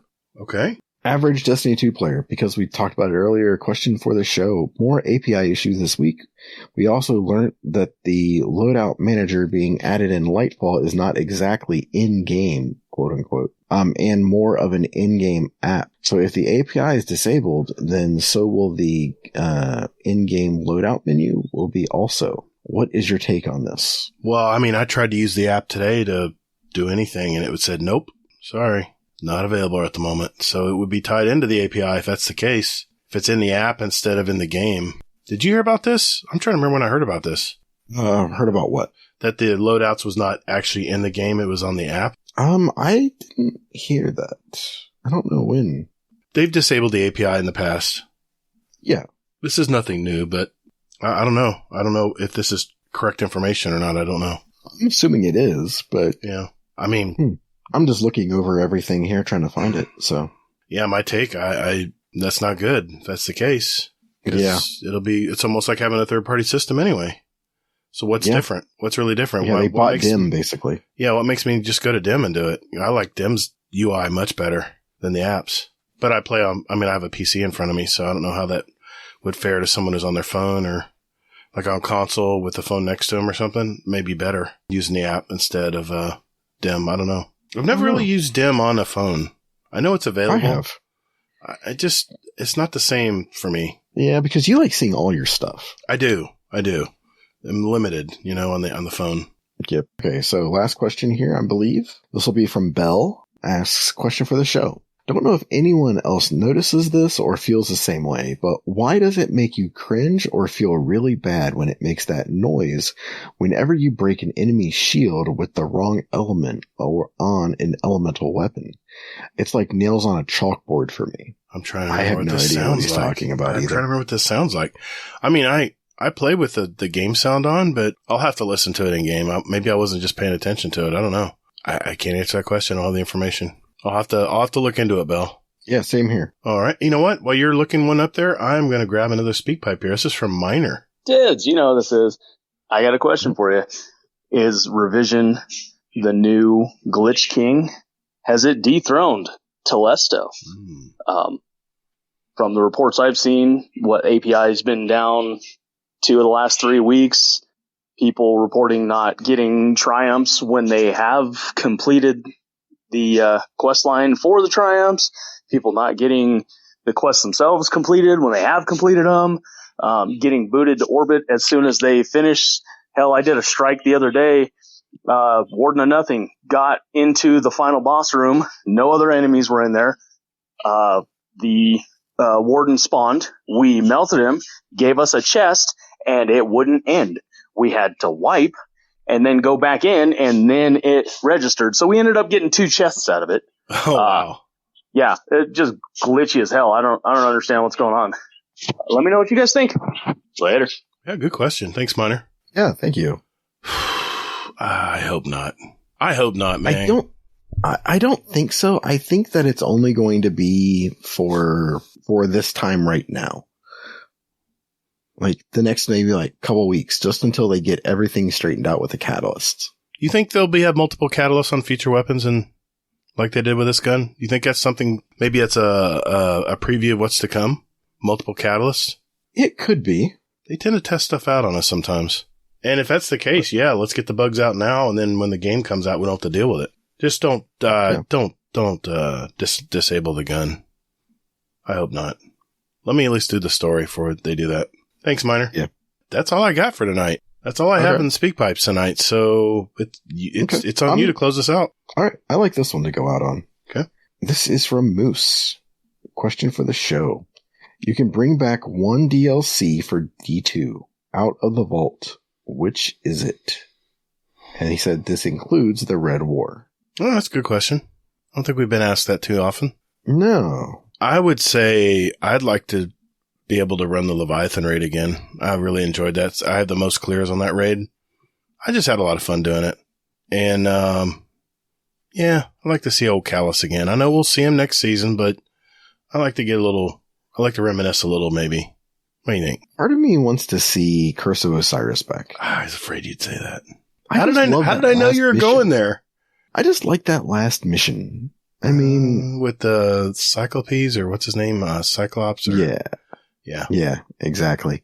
And you had to get boosted off of the things and you had to go around on the... But it was kind of on the rails though. It was kind of easy. Yeah. It was fun. Yeah. Okay.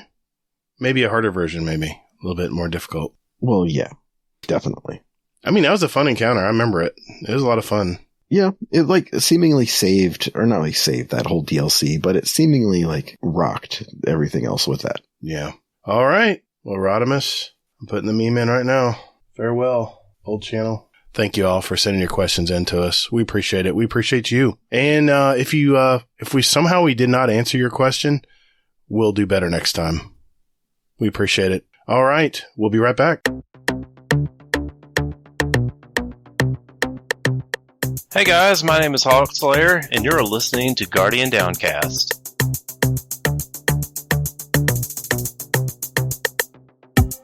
All right, Hazel, before we go tonight, we've got a little bit of business to take care of. And I think you have something first you want to take care of. Yeah. So, this is Hazel's Healthy Contest. For this, I cannot appreciate enough everyone who put in for this. I mean, I know $100 is $100 and things like that. It can help people and all that. But I think it's more so the fact that people can actually help themselves and go for that. So, all right. We had a total of, here we are.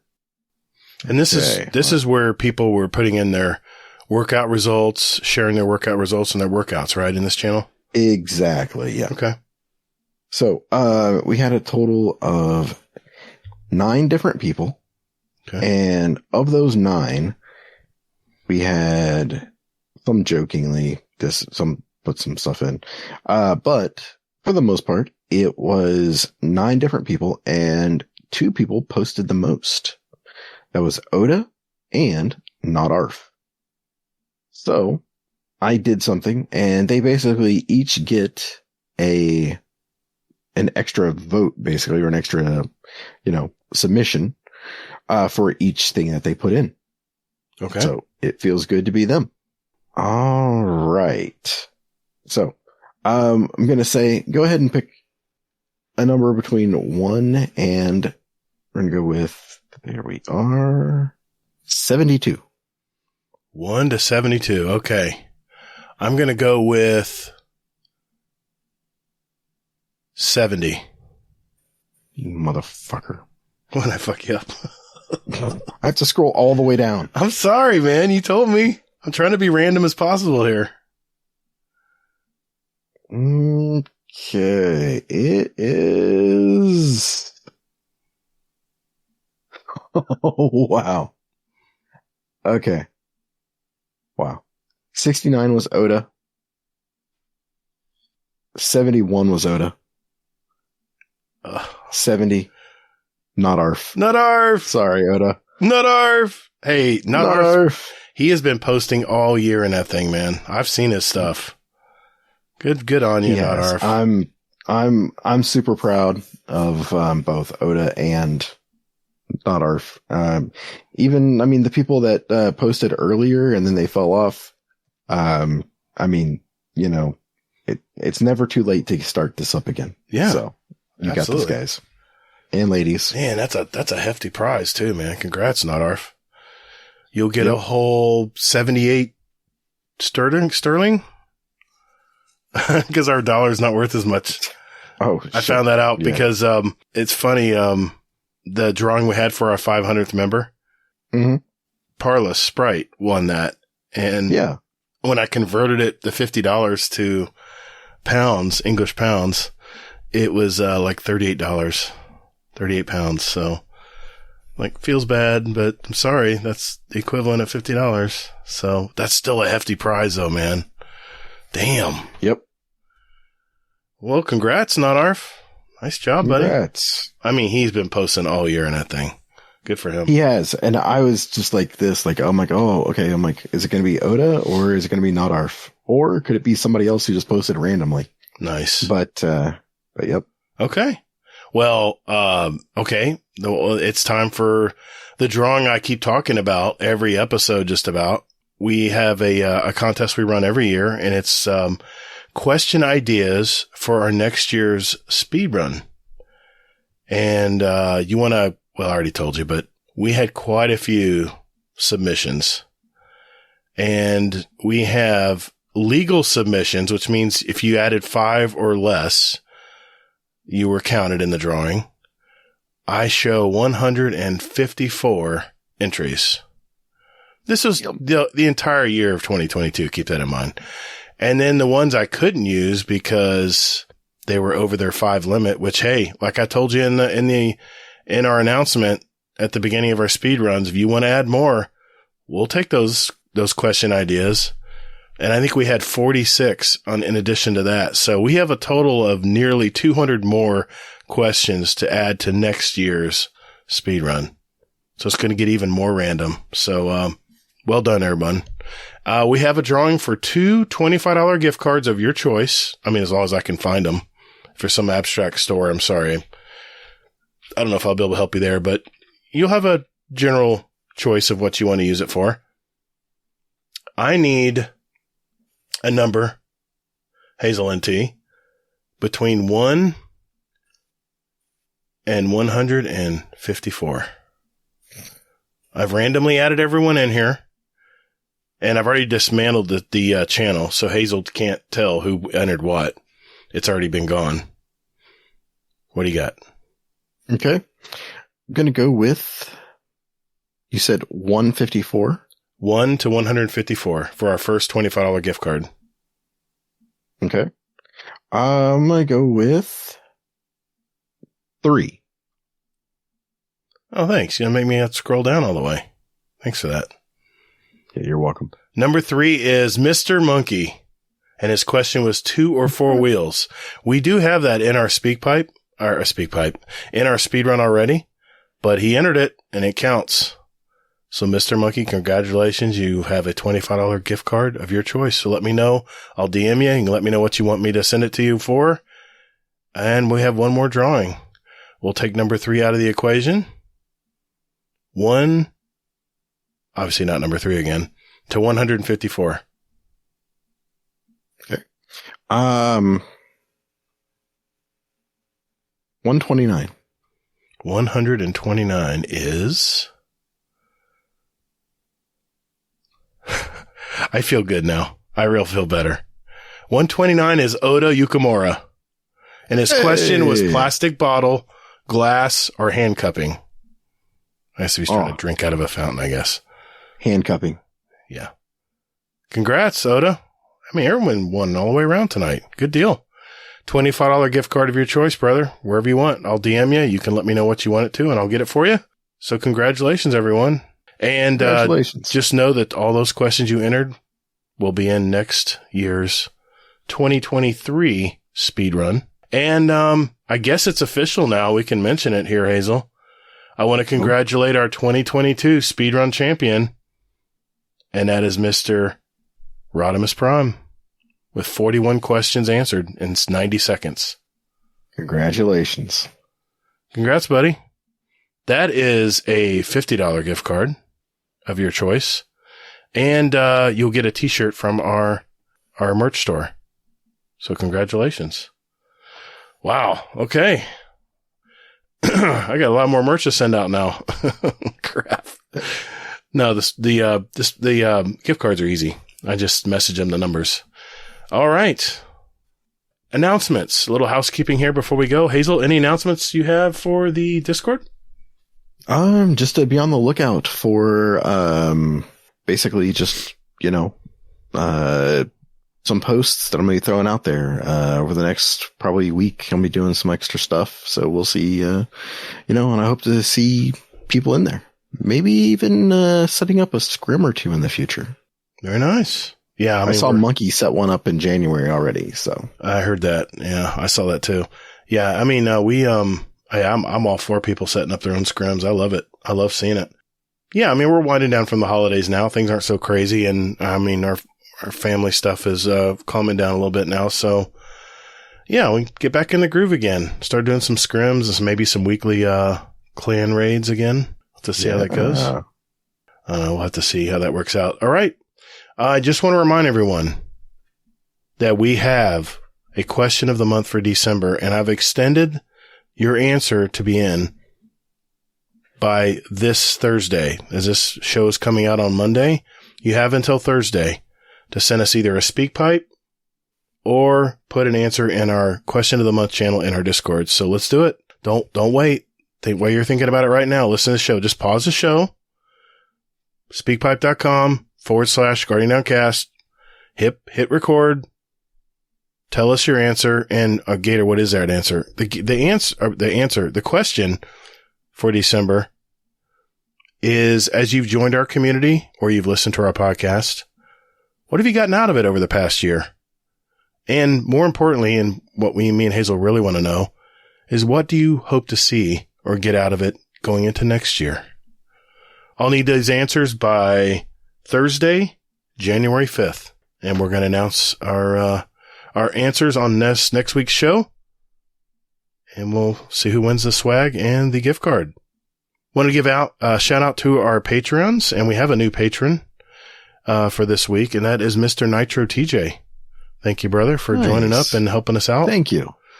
Want to give a shout out to our Dungeon Champion patrons. That would be Scoot, the Scarlet KM, Oh Hey Redneck, Technical, Toll the Bell, Sauce Waffle, and of course our OG Raid Boss patrons. That would be Jealous and Frostbite, and now Average Destiny 2 player. Thank you, brother, for giving back. Yeah, we got 3 Raid Boss patrons now. Oh, thank you so much, guys. I love it. I'm speechless. Awesome, guys. Hey, a quick thank you to all our patrons out there. You know who you are. Giving back to our show and our community. It's been great. And Hazel and I thank you. Because of the pair of patrons, we don't have to have any ads or, I don't know about you, Hazel, but I don't want to be doing any ads for, grooming products around my junk and stuff. So yeah, because of you guys, we're ad free. We don't have to do any ads. Are you saying you've got like a bush or? No, I didn't say it at all, man. What are you talking about? Yeah. There's the Wild West. No, Wild South. No, I'm just saying there's people out there who promote, grooming products, for their areas, as I would say. So yeah, because of you guys, we're ad free. So, I mean, yes, it is if you can deal with our little segments, little snippets we do. I don't know. I don't get anything for that. Do you get anything for that, Hazel? I don't remember getting anything for that. A hard time. That's about it. Yeah. And inconvenience. So anyway, thank you guys. We appreciate it. And, hey, if you think you're getting some value out of our little podcast and you want to give back, check out our Patreon. It's patreon.com/support Guardian Downcast. Links in our podcast, show notes down below. All kinds of tiers to choose from, and, special badge in our Discord, and a private Discord channel to chat in. No feet pics, please. Thank you. So thanks, It's funny, guys. you always say that, but there People always keep seems to posting be some magic feed pic that show up. People just are disregarding my request. I'm trying to be nice. It's the damnedest thing. It's the damnedest thing. I just don't know. Almost like someone's making them do it or poking the bear. Yeah. Hey, I just want you to know you're not alone. Okay. I get the random spider damn pictures. All right, here. I'll change it up. Here we go. No feet pics and spider pics, please. Thank you. Wait a minute. And spider pics? No spider pics, please. All right. I'll do it again. And, no feet or spider pics, please. Thank you. There we go. There better? we go. I'm sure that will stop everything. It's fixed. Yeah, fixed it. Yeah. We're good. Yeah. Just want to remind everyone that on this channel I'll be in. You're gonna make me laugh. Just want to remind everybody that Hazel and I do have another podcast. It's called Playing Favorites Podcast. We try to put it out every couple of weeks, but we've had a little bit of a delay with the holidays and extracurricular stuff that's been going on in our lives. But as Hazel would say, if you have a favorite, I bet there's a story behind it. And we know we get her stories from some of our community members. And at the same time, it gives Hazel and I an excuse to talk about something in the entertainment, gaming, social media, pop culture realms. So check it out. Our next episode will be out soon, so stay tuned. And it is Playing Favorites with the magic book and the artwork. So look for that. I believe that's a wrap, Hazel. Another episode in our collection, the last show of 2022. It's been a long one, man. Yeah. I mean, I thought this was like 2023 by the time we finished. Not quite. Yeah. Not quite. We're almost there as we record this. But, man, we're going on 4 years, actually. We're going into our 5th season in January of this podcast. That's crazy, man. That's awesome. 180 episodes. That is nuts. Yep. You ever think we'd make it this far? I don't. Well, yeah, exactly. I'm like, for as much shit as we give each other and trash that we talk to each other, I still love doing this. I do too, man. I look forward to it every week. Same. Yeah. Until as long as we still like doing it, we'll keep doing it. Yep. Exactly. Well, that is a wrap. Another episode in our collection. For our listeners out there, we have 179 other episodes with interviews from gamers all over our community.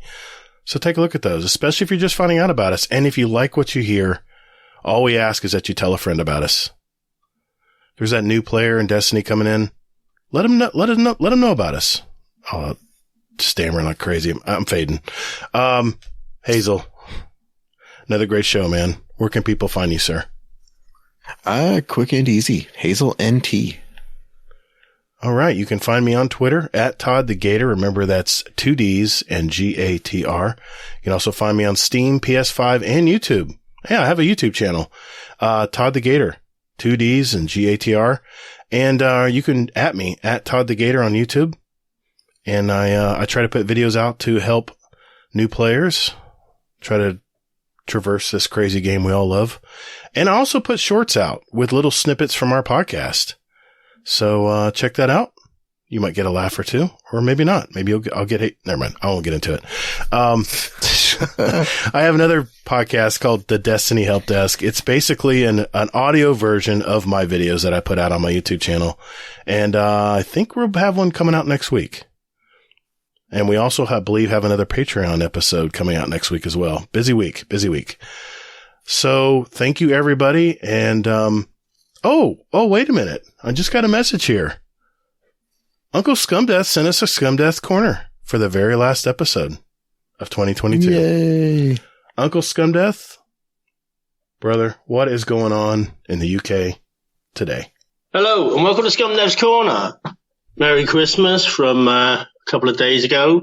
What day is it today? It's the 27th of December today. And, when I last did a Scumdeath's Corner, I had a bit of a cold. But it got worse and worse and actually culminated on the Christmas day in the morning. I was absolutely done in. I haven't had a cold for many years, and this really did me. I felt so bad. I struggled all the way through, like everyone doing the Christmas thing in the morning. And my mum come round.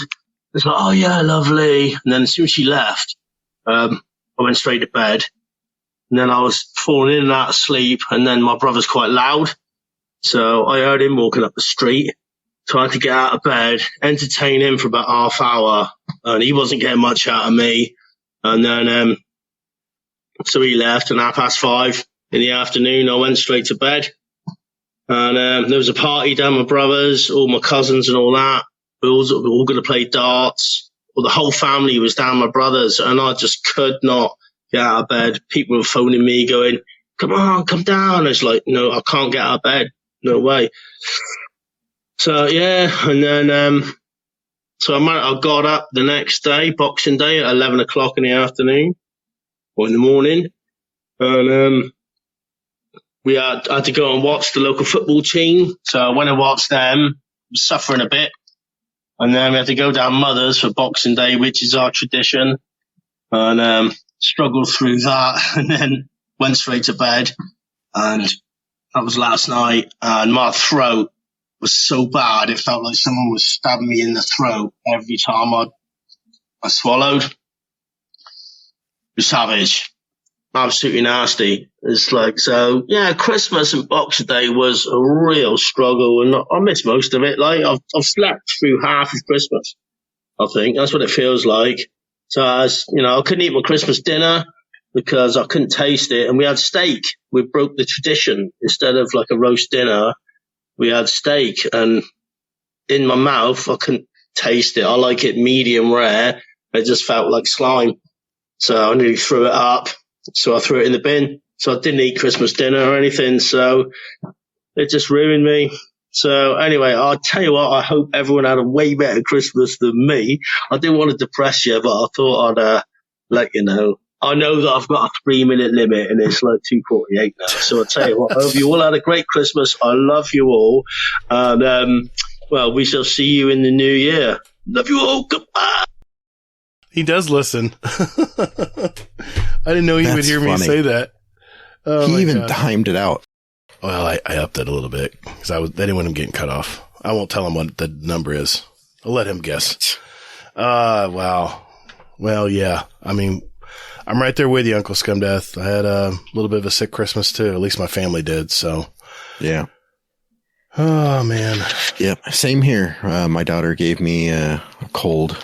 I can hear it. I can hear it a little bit. I can hear it a little bit. Yeah. My throat is, still there. Sucks. Well, hey, everyone, remember as you're playing the new season of The Seraph, take breaks, go outside and touch grass every so often. Continue to be safe, everyone, and more importantly, take care of one another. Life's too damn short. The weight of the world was on your shoulders, and still you triumphed. Marvelous. Thank you all so very much for listening. And later, Guardian. Get toddled. And Happy New Year. Happy New Year.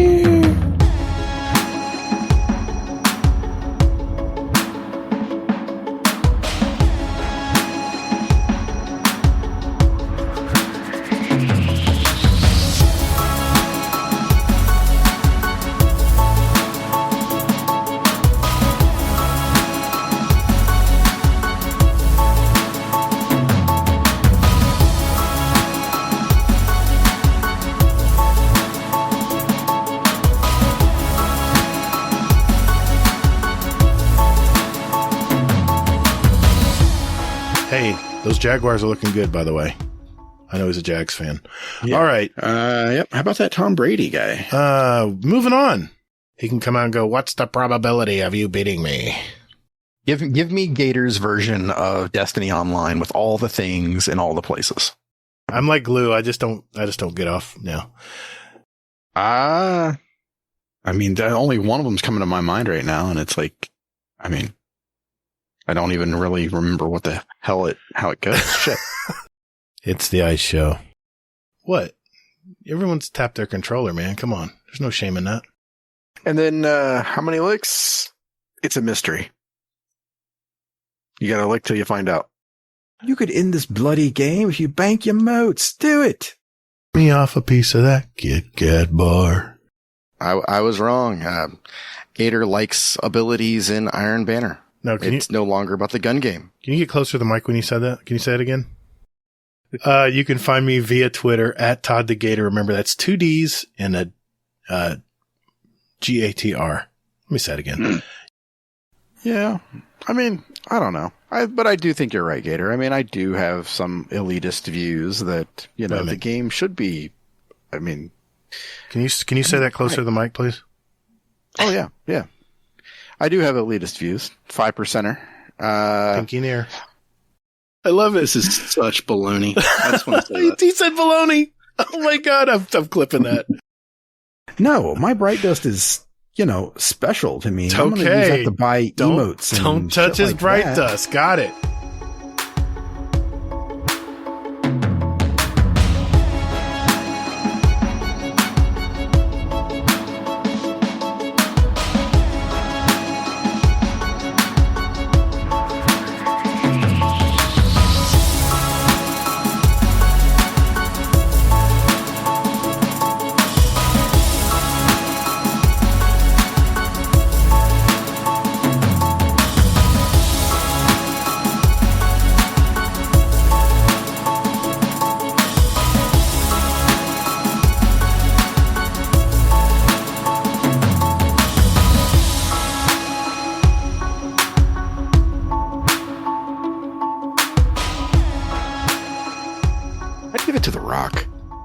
Be curious to see what the hell he'd come up with. You smell what the Rock's cooking? I guess not. Okay. That's going to be an outtake. I swear to God, that'll be an outtake. He would definitely do something with Kevin Hart. Yeah, he would. Yeah, pretty much.